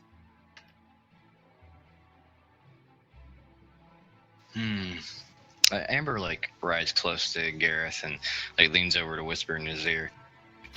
This might be something we could use to our advantage. It might be worth to put an express order on a decision made by the acting beneficiary or enforcer of the Lord Aaron's will, Gareth. Gareth kind of nods, accidentally, quote unquote, checks out a rack as she leaned over. Oh yeah, he's before staring at Rickard and Stitch, as he says, and goes, I would like to convince you and not have to force you to come and speak your words to. Can I do to convince you to go there temporarily before heading south? Mayhappy not have to speak to the Lord, but maybe, come back and at least speak to the Lord Aaron, my father. I know in the old Night's Watch, those that abandoned their post were to be executed. I do not know the rules of the new Night's Watch, but I feel if you assist us and lend your word to ours with the Lord of the house, we can encounter you and be under no compulsion to inform your brethren of your whereabouts or direction of travel. He just says, fuck them, and fuck you. I'm going south. If you don't wish me to go south, then take me in irons, I suppose. Those other brothers of mine, well, I already suspect they've talked to your House Will. Not gonna get much from me. I don't know shit from what I've told you here. That's it. Well, my good sir, are you particularly skilled with that hunk of metal on your shoulder? Killed more than a few. I couldn't kill 40 men, no. I'm not stupid. Are you as good with your cunning as you are with your mouth? Cassius? Yeah, Phelan just draws that weird sword of his. Yeah, and Cassius is knocking an arrow. Well, now you've gone in and insulted us, Mr. Croft. Just sitting on the side of the road. I was about ready to say good night to you and safe travels, but then you had to go and disrespect my friends. So now I'm going to insist. Suppose you could take me in irons? I won't resist. Gareth kind of nods to one of his cavalrymen to go ahead and do so. And you, the cavalryman hops off his horse, walks over to Rickard, who pretty much tosses his bastard sword onto the ground. And the man grabs his wrists and pulls them behind his back and shackles them. Yeah. Amber just looks to his things and says, well, he was very rude to me. Do be dears and make sure that his equipment is all gathered up and safely bundled up. We wouldn't want any of it to be lost now, would we? I don't know. It might find its way in some cunny somewhere. No, we will not show him the same discourtesy he has shown to us. We will bring his weapon and gear with us. And once he has spoke to the Lord of Wild, to Tedlin, Lord Tedlin, we shall release him. And if he is cooperative, he can ride with us all the way to Redwater before we send him on his way. I'm sure my father would love to speak with him. Cassius will oversee a couple of the cavalrymen breaking the guy's camp and just kind of keep his eye open for anything unusual. I swear to God, I thought I just heard like a trebuchet rack up and just, oh God, and like this is the sound of like, kink, kink, kink, kink. Oh God, we're all dead. And Rickard's like, yes, bring it all. Make sure you bring it all.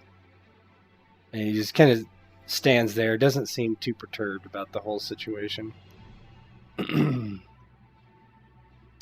And so you round up his stuff and continue north for another day or so. And you arrive in Will.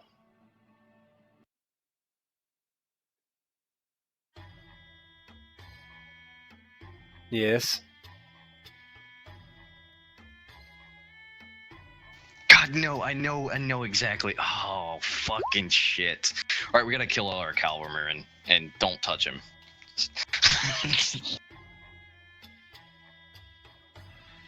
Alright.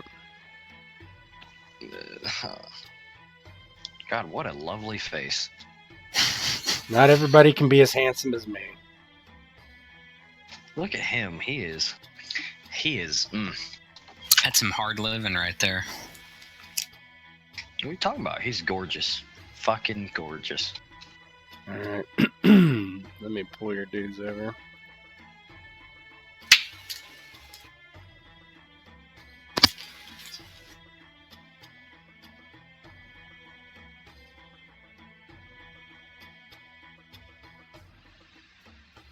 Giant Phelan. Alright. Fee-fi-fo Phelan. Alright. Will was a modest castle with a curtain wall surrounding the keep. On the north side were several towers that overlooked the Boneway for foreign invaders from the Reach and the Stormlands. To the east, the Sea of Dorne could be seen from the correct vantage, fed from the mountains as River Will flowed beneath the castle as it spied down upon the road and river alike. Men guard each and every entrance. A small population, likely the size of Redwater, sits to the east along the coast of the Sea of Dorne. Sometimes shipments are sent by water to Redwater from here. Other times, the road is used instead. So you're approaching the southern part of the keep. This is the internal wall right next to the keep. There's another one that you're approaching currently. Gareth kind of looks at the walls, and memories of his childhood kind of flash back, playing with the children, standing on the wall looking to the north, wondering when his father was going to come home. Any news of the fighting? Kind of looks to his friends and goes, a lot of good memories here. Gareth, you were raised here, no? I was. I consider Tedlin, Lord Tedlin, and his family like my own. Well, he should be glad to see you then. I'm glad that I'm here with you to see that you're returned to your home. At least, well, For now. For now. I call them good friends, and I think we come with a noble and just cause today. I anticipate this being a good meeting. Okay, so you approach the outer gate, and you're stopped by a pair of guards, right? They hold up their hands, and they're... Halt! Who goes there? Gareth Ironbranch, formerly of Will, looking to speak with Lord Tedlin on behalf of Sir Aaron Redmane of Redwater Keep. And Amber kind of speaks up. I am the Lord's daughter, Lord Amber Sand. And she kind of nods her head. And with me is a man of the Night's Watch that we found along the road with something interesting that Lord Tedlin would like to hear, as well as a member of our house guard, Cassios, and Phelan. What's his relationship again, by the way? It was like same. Beardy McBearderson. No, I think that's appropriate. I literally think that's appropriate. And you just look over and say, and the guy with the magnificent beard. Phelan. Yeah, Phelan just nods his head, kind of like goofy, just kind of like, hello. Yeah, and like you're thinking, like, why did Cassius bring one of his thugs with him? He's very apt at, and he's yep. Okay. He kind of trails off. Yeah. He's just he's got a beard. And he can soak up large amounts of gravy. I don't know his skill set right now.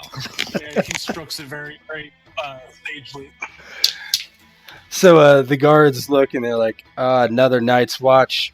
He's like, oh, it's this one. He just left. They all just left. Most of them went north. Why did you bring him back here? I think he has something that I believe Lord Tedlin wants to hear, and it is something that is confirming suspicion that Sir Redmane has about House Clegane and a war party that is currently marauding through the Red Mountains. And so he's like, very well, come this way. And he leads you up to the castle and inside. And you're brought to a small room, or small-ish room. And not too long after, you see Tedlin walk in. And I don't know, how long has it been since you've seen him? Probably a couple years at least. Okay. So he's like, Gareth, is it you? Oh, it is good to see you, Lord Tedlin. It has been far too long. You look well. And he's like, I look fat. And he walks up and he puts his hand on your shoulder and he's like, my father would be rolling over in his grave right now. Then Gareth puts a hand on his shoulder in return and gives him a bro hug and goes, even in the condition you were in, I'm sure you could beat the best the Westerlands have to offer. He's like, yes, we should be marching on them, if you ask me, but this damn civil war has us paupers. And he sighs and he looks at everyone around and he's like, and who have you brought? Amber Sand, daughter of Lord Redmane. Cassios, a member of our household guard. Lord, and Phelan, yes, and his magnificent beard. What is his mustache? And lastly, he looks to... And we found last night, and he has corroborated something that we believed not possible, but it seems more and more pieces of evidence are coming together to validate that the mountain rides again. And he and that sighs. Is what we're here to speak. Yeah, he says, yes, I know. The rest of them... What do you mean? He's like, I've heard reports the same. of the mountain. First, I did not believe it. These Night's Watchmen came, and yes, they said the same. Haven't seen this one yet, though. The rest of them left, 2 days hence, perhaps, to the north. Pray tell, what kind of company did they keep? I'm just most interested in these. I heard stories back when Wyler could speak. He read stories to me from his books. Oh, there was only 3 or 4 of them. They were scouting for the mountain, as far as I know. Told them what I could, and he's like, well, they've taken up residence in North March, and it set poorly with me, and I might have lost my temper and thrown them out, but... Gareth kind of sighs, and North March, cursed place, if you ask me. Most certainly cursed. Most certainly. He's like... Now, this man here, Oh, go ahead. No, Sorry. good. No good. Gareth kind of points to Stitch and goes, I brought this man because I want him, and I'm glad I did, as it apparently he did not hold an audience with you a few days past. I want him to tell his story, and then I'll explain why we are here. He said that Sander Clegane is the leader of this little band of Night Watch, and that they had been to Blackhaven, had been overrun by, and he kind of pauses and looks for the word, crazed individuals. And Lord Tedlin looks and he's like, Sander Clegane and Gregor Clegane? What kind of cruel joke do the gods play? It seems the cruelest, but they present an opportunity. And then Gareth kind of lets Stitch recall his story. I don't know how much you want to. Yeah, Stitch. He's elaborate on that. He just says, we went to Blackhaven for aid, and we went inside, and well, there was no one there, no one at all, until we went to the keep, and well, there were men boarded up in a room, and they came out, tried to claw us to death with their bare hands. We fled and killed many, but well, one of our brothers stayed behind to raise the postern gate over the moat. And the rest of us then traveled the rest of the way along the Boneway here. That's it.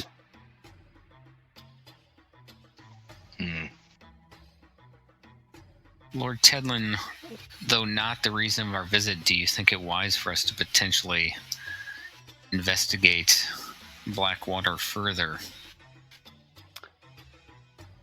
Tedlin nods and he's like, yes, I'll send an envoy up to the Blackhaven. See what we might. Damn Stormlanders. Indeed.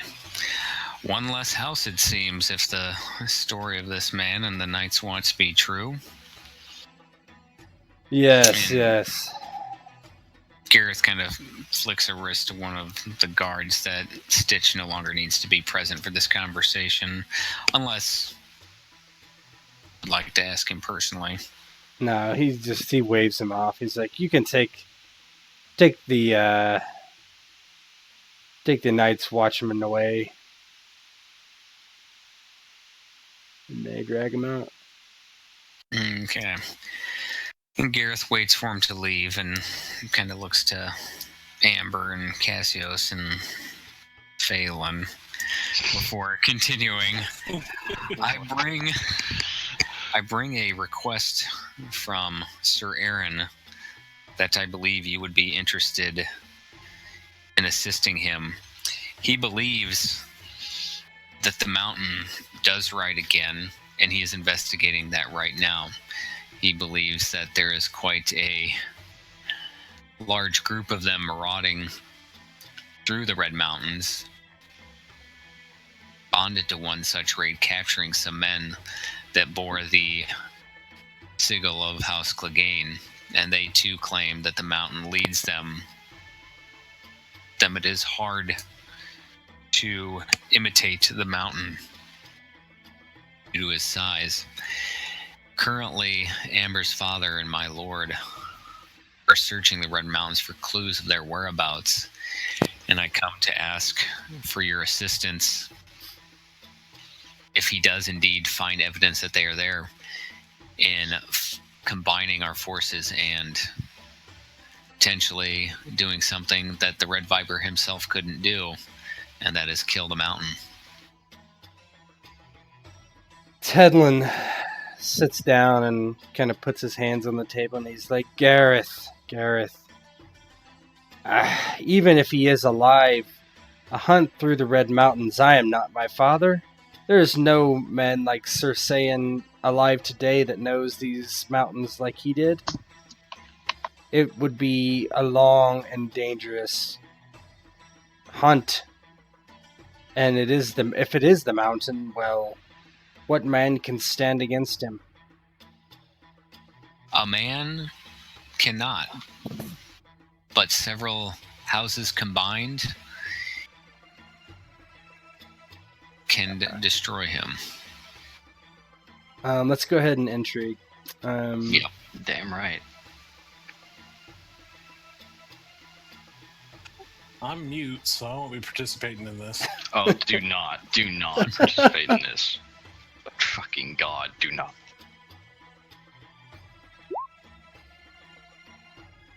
Oh my God, Alright, that's a pretty amazing status roll. I gotta make sure I don't get any bonuses or something. I don't believe I do, but don't worry, my status is shit too. Yeah, well, I get +2 for head of house, I guess. So. 12.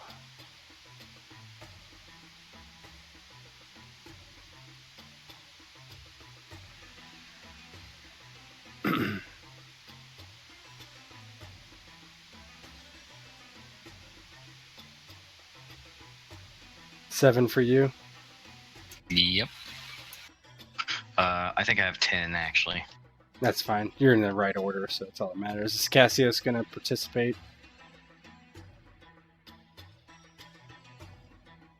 Shit, I'm muted.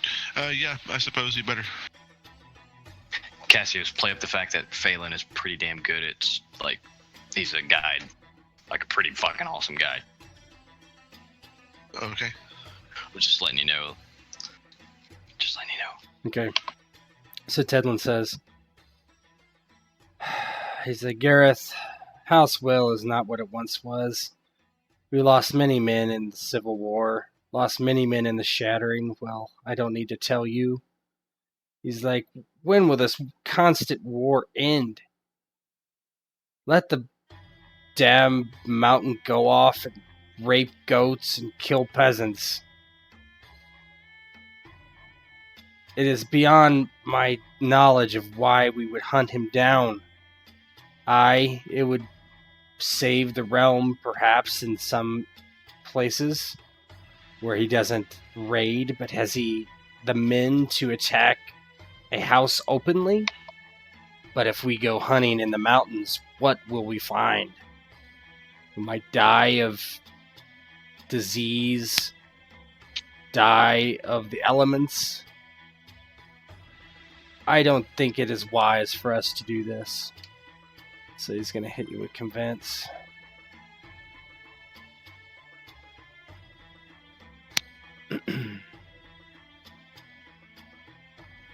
That roll. Yeah, 15. 2 degrees. He is friendly to you, so +3, so 18. Is that still 2?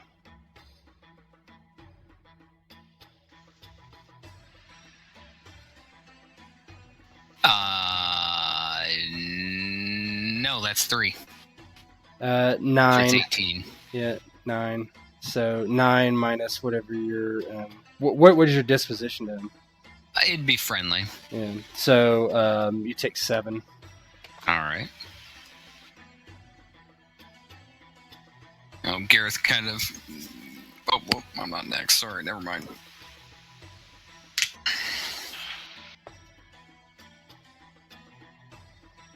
What does Cassius do?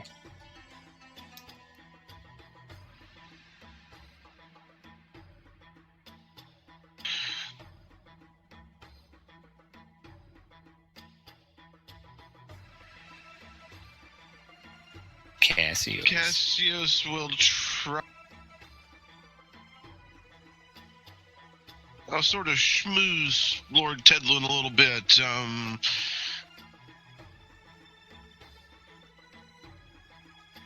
You know, the benefits that could be had in reputation alone, my lord, could be huge. Okay.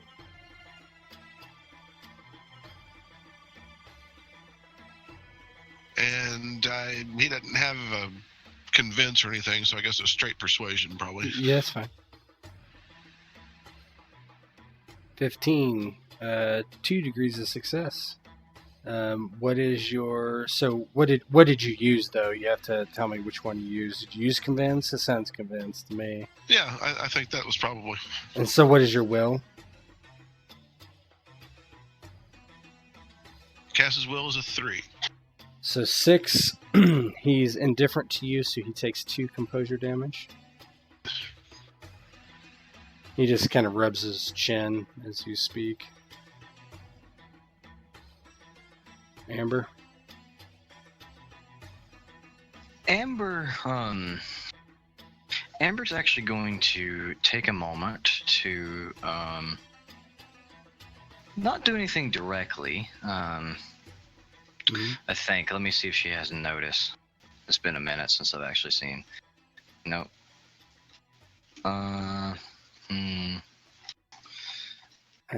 Gareth could use a mollify. That is true. I also, apparently, in the Shattered Kings, it says I have a status of 2. I actually have a status of 3. Oh, yeah. I don't know how that happened, but it doesn't matter. So what would I do for the nullify? Or mollify, you roll, let's see, persuasion test to mollify a target. So basically, roll against a 12. Persuasion, just persuasion? It just says persuasion test. Your test is modified by the target's disposition as normal. A success restores an amount of composure equal to your persuasion rank. Each additional degree restores another point of composure. I think I would let you use the specialty as you wanted. Can I like charm him or seduce him with like fucking like reaching under the table he's sitting Look there, at my titties! Yeah. No, I was thinking reaching a table under the Handy. or a hand under the table and just give him like a half chub or like, you know, a hand on the knee and steady his attention. Sure. We'll do the hand on the knee for the attention and do a seduce. Or no, actually, we'll play it coyly. Hand on the knee and say, Gareth, please collect yourself. This is important. And she like doughy-eyed bats the eye. What is Garrett's? What's your persuasion to him? That's what I meant. To Garrett. Oh, we have this somewhere. Yeah, it's in our forum, but I think that's why it's there. Let me look.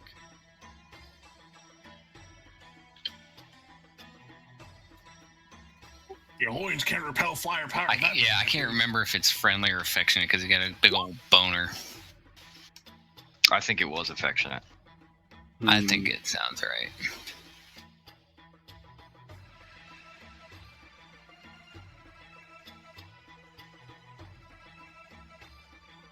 It is.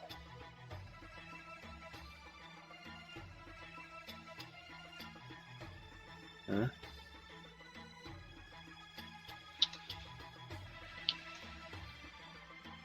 Gareth is affectionate to Amber, but what is Amber to him?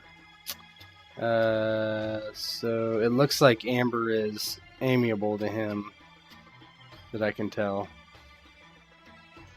So does it give me any bonuses or? Yeah, you get a +2, I think. Okay, and that is So I'm shooting for a complex Plus skill one. here. Plus one. Yep. Mm-hmm. What's my target number? Your target number is 12.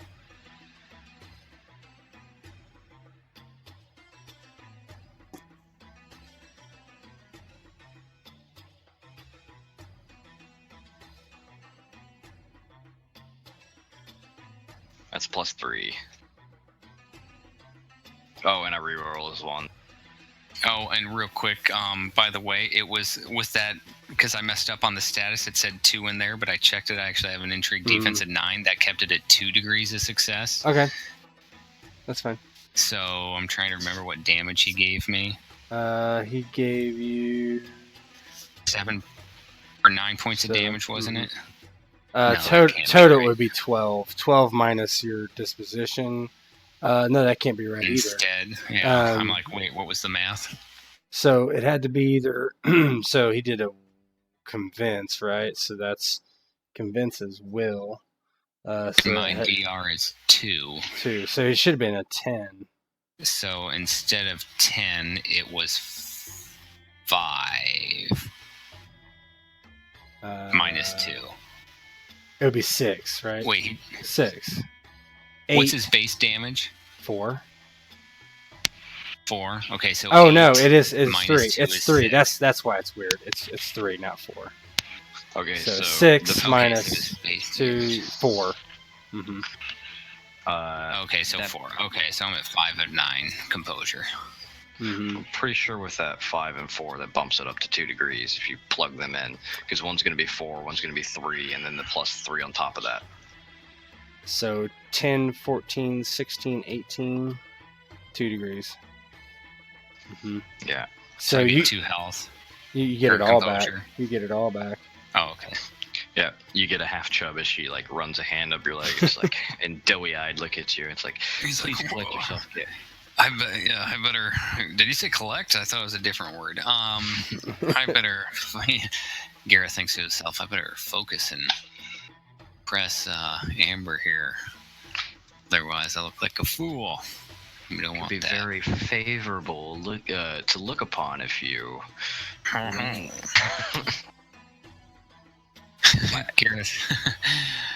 Gareth kind of smiles and looks to Lord Tedlin and goes, Lord Tedlin, everything you say is true.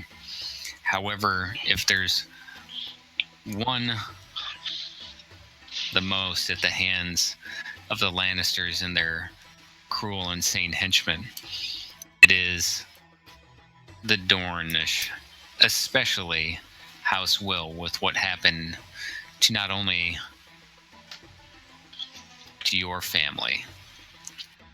And if there's one thing that would not only satisfy our own sense of revenge and honor, boon to every house involved in tracking him down, it is for those reasons I believe you would want to at least contribute in some manner. House Redmane is known for cavalry. We just need an anvil to smash our hammer against. In addition to you, if you were able to pledge your support, I believe House Uller will soon be at Redwater Keep, another loyal servant of Queen Ariane. These are things that are not forgotten. Let us not remember it was her uncle that was killed by the hands of the mountain. It was her aunt that was killed at the hands of the mountain. I believe this would be a huge boon for both of our houses, or any house. He's trying to convince him of not only the righteousness of the cause, but Yep. what would happen as a result if it was able to pull that off. So he's going to convince. He is friendly, so +3. We'll see if that's the right dice. Fucking 6, Those 6, one. 3, 3.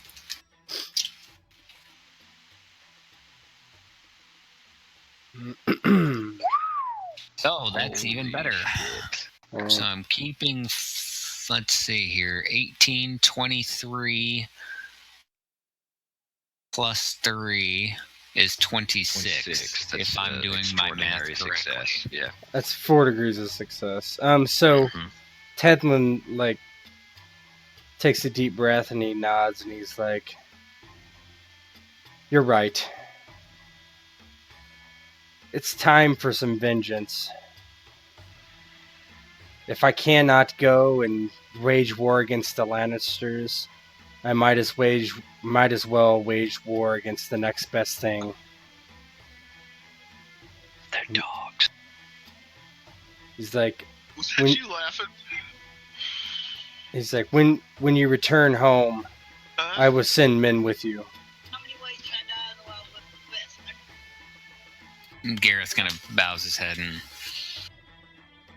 your kindness and willingness to help If us in somebody this teaches quest him to be a gunfighter, will not be forgotten. Lord Devlin. Hey, tell that guard to shut his fucking mouth! A gunfighter. Kind of looks down at his leg and he's like, sure, because he regained some. Yeah, Goes, so Lord Tedlin, I believe a toast is in order to our agreement. Sir Aaron will be most pleased to hear of your willingness to cooperate. and he nods and he's like, "I agree. Let us have some Dornish Red with your friends." Fan just Yeah, has that this. seems Oh to yeah, come from yeah, just fucking big ass grin. He's got this big grin. Gareth nods, but doesn't stand up to get the cup. Doesn't stand up as he goes to stand up. He just fucking gets and he hits something loud and hits the table. And he bends over like. And as you're feasting, Tedlin just talks about what he's going to send, with you, and we can come up with those details later. Right. So I what guess do you? that kind of depends upon what we're gonna send too. Mm-hmm. So what are you going to do with Rickard? Are you going to Oh, take he's going him back down south. Basically, and everybody else chime in their opinion. We're going to allow him to go south, and hope there's some sort of awareness check along the way. Fucking hope. And then we're not dropping him off in, taking him to the south end of the bridge that begins the Red Hawk territory, and say, and to me, turncloaks are not welcome in Redmane lands. I agreed to take you south. We have taken you south. Do not come back north. Do not return north. Do not cross this bridge. All right. Oh, to cross the bridge, he has to go across our land, so we know. Well, it's not. Ain't All right. letting them stop at any brothels along the way, that's for sure. So anybody else have anything else to do here? Any more roleplay you want to do? There isn't much to Hard gain to- from Will, really. Not at this moment. I mean, eventually they might play a larger role, but right now I think the focus was gaining their assistance on the hunt. Yep. All right, so it is getting kind of late for everybody. Well, more everyone else than me. We could pick this up at another time, the last scene, or we could push through it. You tell me what you guys want to do. I'm good. I mean, But that's just I'm good. I can push I'm through off until the baby gets hungry, I'm and I'm gonna jinx it and say I got at least a half hour before that starts getting close to happening. I think we can do it in a half an hour. Okay, so then let's keep going. All right. So this is the current month. It is now month 2. And you are waiting for House Uller to arrive. Let me just. All right. Lord Alec Uller has ridden from Hellholt with his third son, Franklin. He was a comely man with not unsuitable for marriage with someone as beautiful as Amber. Perhaps he lacked her exotic nature, but he was no toad for certain. The honor guard had ridden from the outskirts of Redwater with House Uller into town and to the keep. House Uller had brought several hundred men, and the Lord traveled through the Dornish desert where protection was paramount. There was a prize, but who would claim it, and what exactly was it? So let me bring out the peeps. So many freaking folders.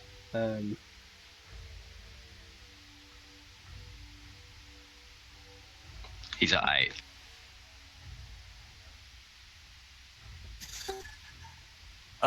May I bring Melina into this? Yep, if you want.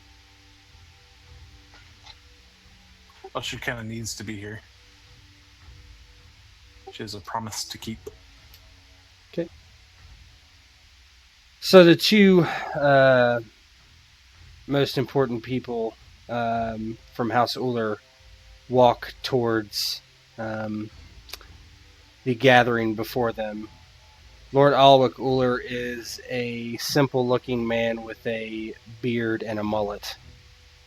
He has sandy brown hair and dark skin of sandy Dornish descent.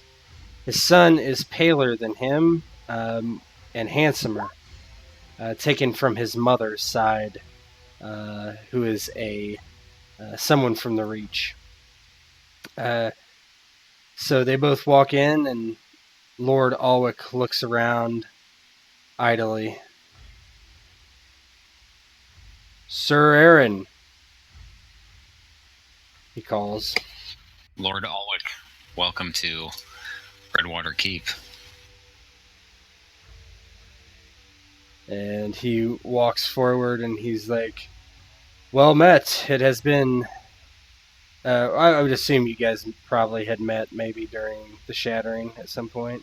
Mm-hmm. He says, it has been many years since we have seen each other last in the terrible old days of the wars.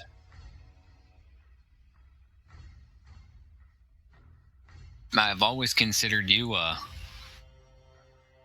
steadfast soldier, loyal member to the crown, to the queen, capable fighter in the Westerlands, and I'm honored that you have come to visit. I am glad, as it seems timing has and fate and the Seven have smiled upon us, as an interesting development has occurred in your time from the first letter acknowledging that you would arrive to your arrival at our keep. And he looks kind of surprised and he says, is that so? Like, perhaps we should talk about many things today, I suppose. But first, while we've come, I will not beat around the bush with you, Sir Aaron. You deserve better than that. I am looking for a bride for my son Franklin. He is a knight. He is, as you can see, a comely man.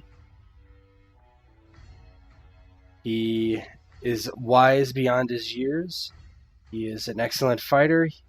He would make a fine husband. Your daughter, and he kind of scans the room and immediately picks her out from her, what she looks like.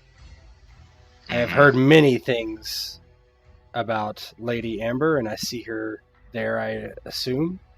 Only her beauty is diminished by your own lovely wife. Yeah, Amber gets like, even with the muddy skin color that she has, she blushes a little bit and looks down, and the lights from the raised ceilings of the castle kind of pour in and make her eyes pop. a shiny purple.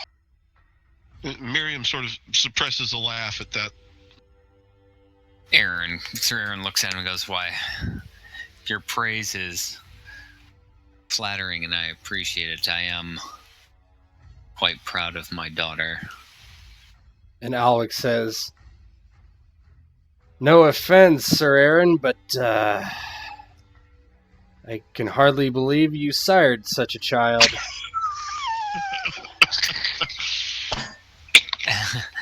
Sir Aaron kind of smiles and looks to his wife and knows he's kind of going to bring up a name that doesn't particularly have the best kind of memories for Miriam, but he goes, "Well, fortunately for Amber, she takes after her mother far more than me."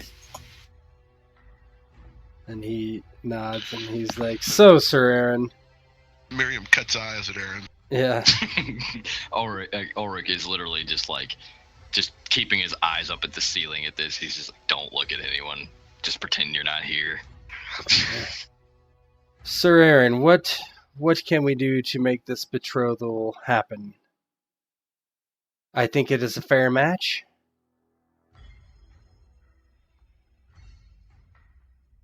Tell me, Lord Alwick, what is the age of your son, Franklin?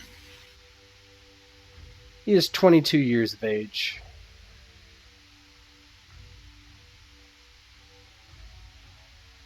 20 and 2. 2 and 20. Whichever way it goes. He's like, your daughter is 7 and 10? 8 and 10? Just about 8 and 10, Lord Alwick. Then it is an age-appropriate match. I am honored by your request, though I am concerned about a few things. One, the honor of your son marrying a bastard of a great house, in my house no less, but a bastard nonetheless. Also, there is the point of her health. I would want an Uller to be able to produce strong sons and daughters. And I do not know if Amber's health would be conducive to such a thing. Yeah, Amber literally just looks down at the ground and I know it is not something she likes to hear or have brought up amongst both friends and strangers. And Alec says, Truth. Sir Aaron. He's like, I do not know why you are playing such games. Let us be frank. A third son, perhaps they need no children. A third son is not dishonored by a bastard. Their children would be from House Uller. My son has no lands. My son has no titles. Tell me why the match is inappropriate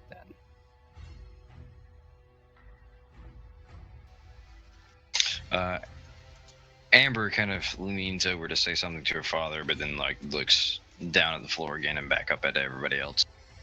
Sir Aaron notices, and Amber, by all means, this concerns you. Feel free to speak to the Lord.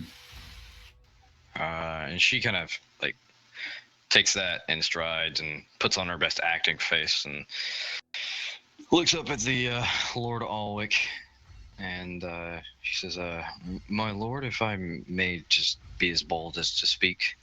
By all means. And she's obviously speaking to Lord Alwick as well. He's like, of course, girl. Well, there is something of note that I must bring up. The Queen is, well, deliberating my legitimization. You're cutting out there, bro. The Queen is, well, deliberating my legitimization. And Alec looks somewhat surprised of that, and he's like, "Is that so?" He's like, "Why is that?" Amber shrugs. And he looks at Sir Aaron and he says, "You have, what, 3 legitimate children?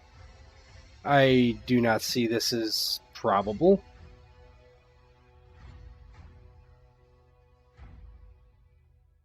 And he shrugs and he's like, "Even still, Sir Aaron, if she is a Redmane or a Sand, no offense, but there is no real difference."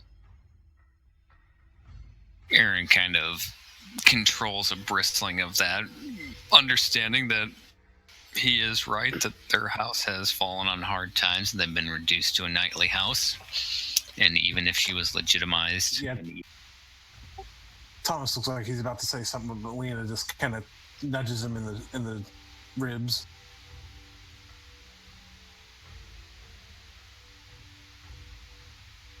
Aaron looks to Amber and Gareth and Thomas and even Ulrich and Miriam, and he goes, I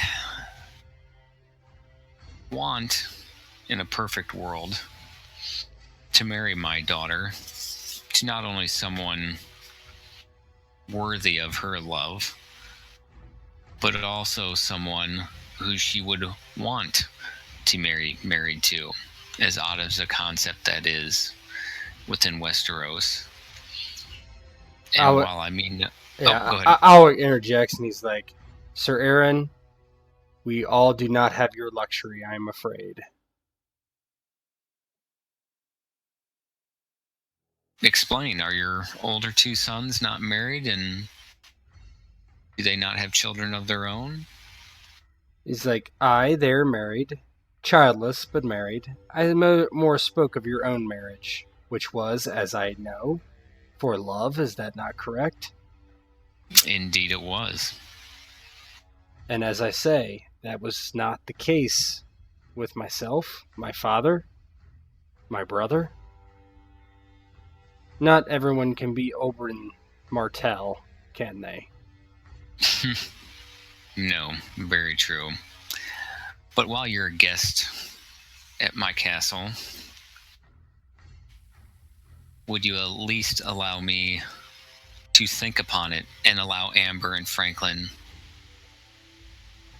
to speak with one another, to sup with one another, and maybe to talk with one another?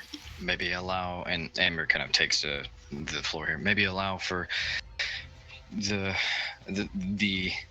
feast that we can provide to ale your bellies and traveling worries. I hope that this isn't offensive. I only wish that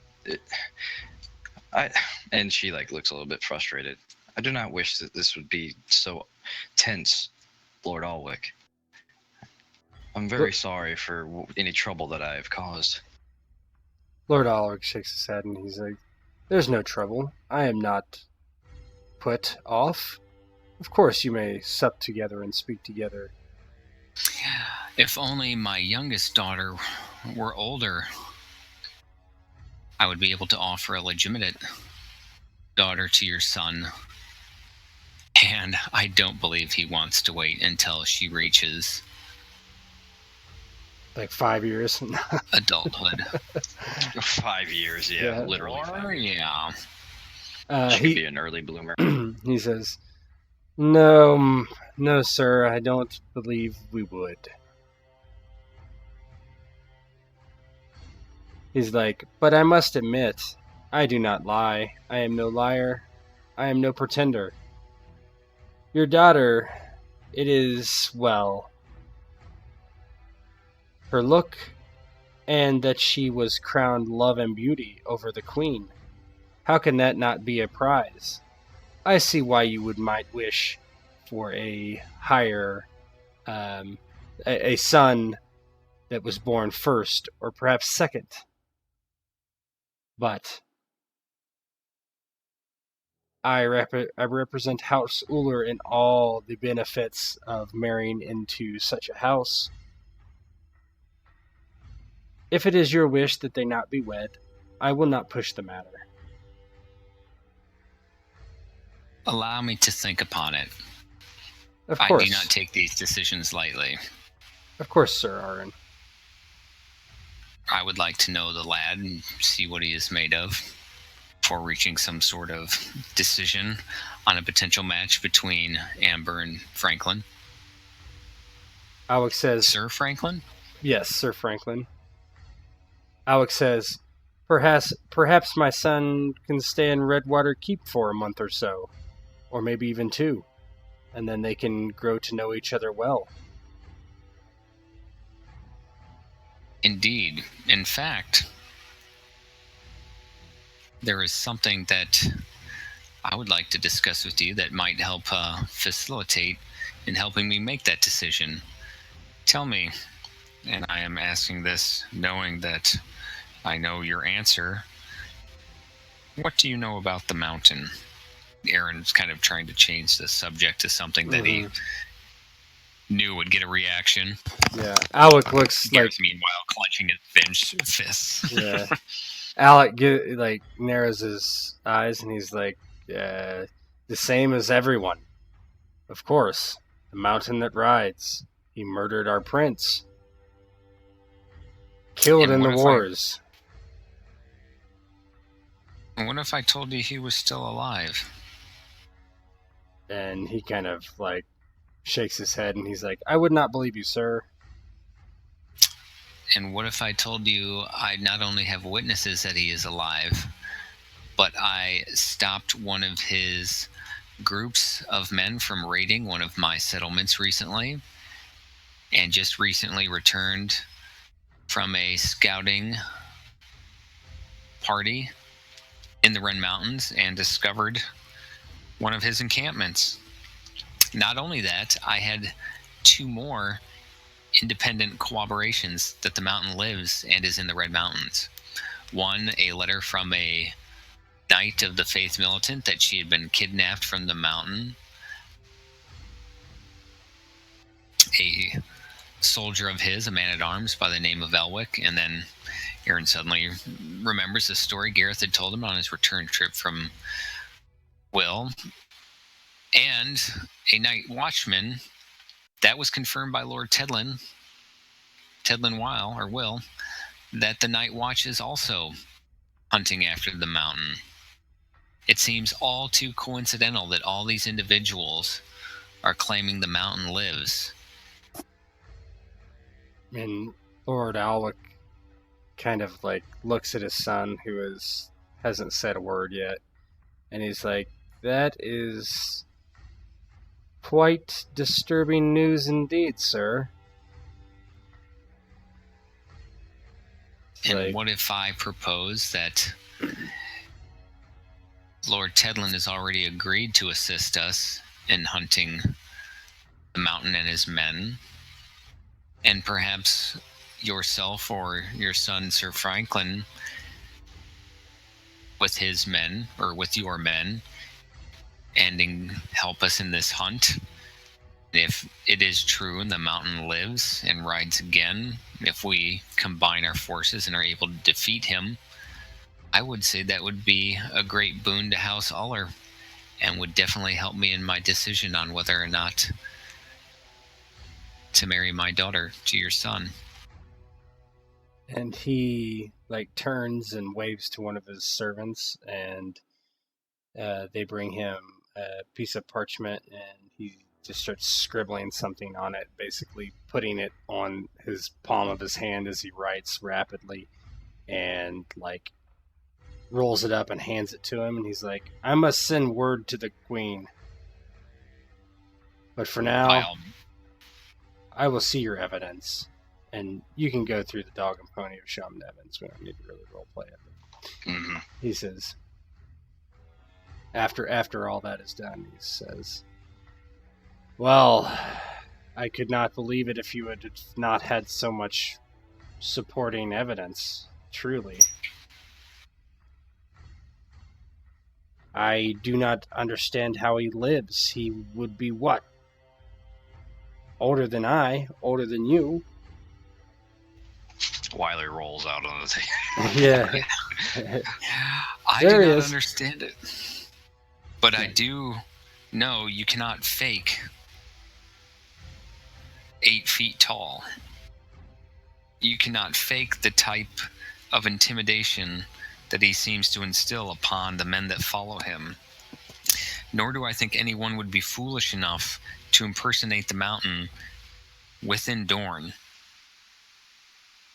The more I speak with my family, my men, the more I uncover within the Red Mountains, the more I am convinced that he still lives. Though the gods know only how, he does. And if he does live, he must die. And he says, "Aye, for that we agree, certainly." And he looks and he's like, "Franklin will remain here. With half of my host that I brought, I will return to Hellholt and assess the situation from there." Very well, my lord. That is most generous of you.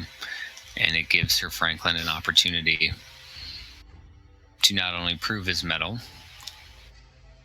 but to get to know Amber and Amber him. Amber will, do the puppy dog trick with the eyes and look at Franklin and look down at the ground and back to her father and all that other stuff. Weiler rolls up and hands Amber a note. Just says, not in the biblical sense. How does he roll upstairs? We will never know. Gareth continues So, clenching his I have- fist. Sorry. No, go No, ahead. go ahead. Just out of curiosity, would Franklin have the legitimacy to approve the thing I'm looking for? I mean, he could possibly, as proxy, yeah. Depends how important it is to them. Well, I was just thinking it would be something we don't have to immediately roleplay tonight. We could set it up for another scene later. Yeah, that's fine too. Yeah, he can do that for Okay. sure. And Alex says, "Well, sir, I suppose we should begin the feast, huh?" Yes. And Aaron motions for bread and salt if it hadn't been served yet, and Cornish red and lemon cakes and Orgy. food. I mean, the orgy comes in the middle of the food, on top of the food. Yeah. and- Right. Yeah. And the naked woman with sushi on top of her. Yeah, I think that's all I had to really worry to talk about specifically. So I don't think that.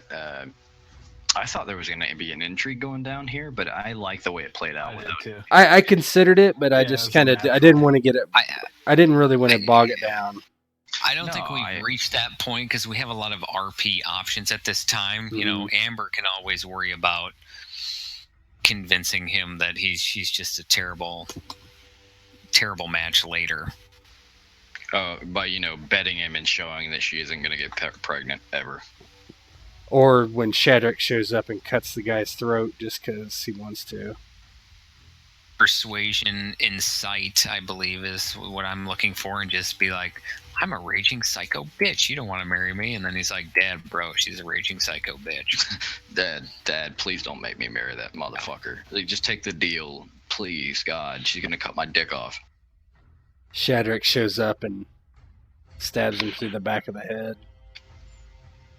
Yeah, I feel like that's something Shadrach would do. Shadrach has to have, amazing stats. Fuck. He's, literally a queen's man. No, we got plenty of time to figure out how to not make that marriage work.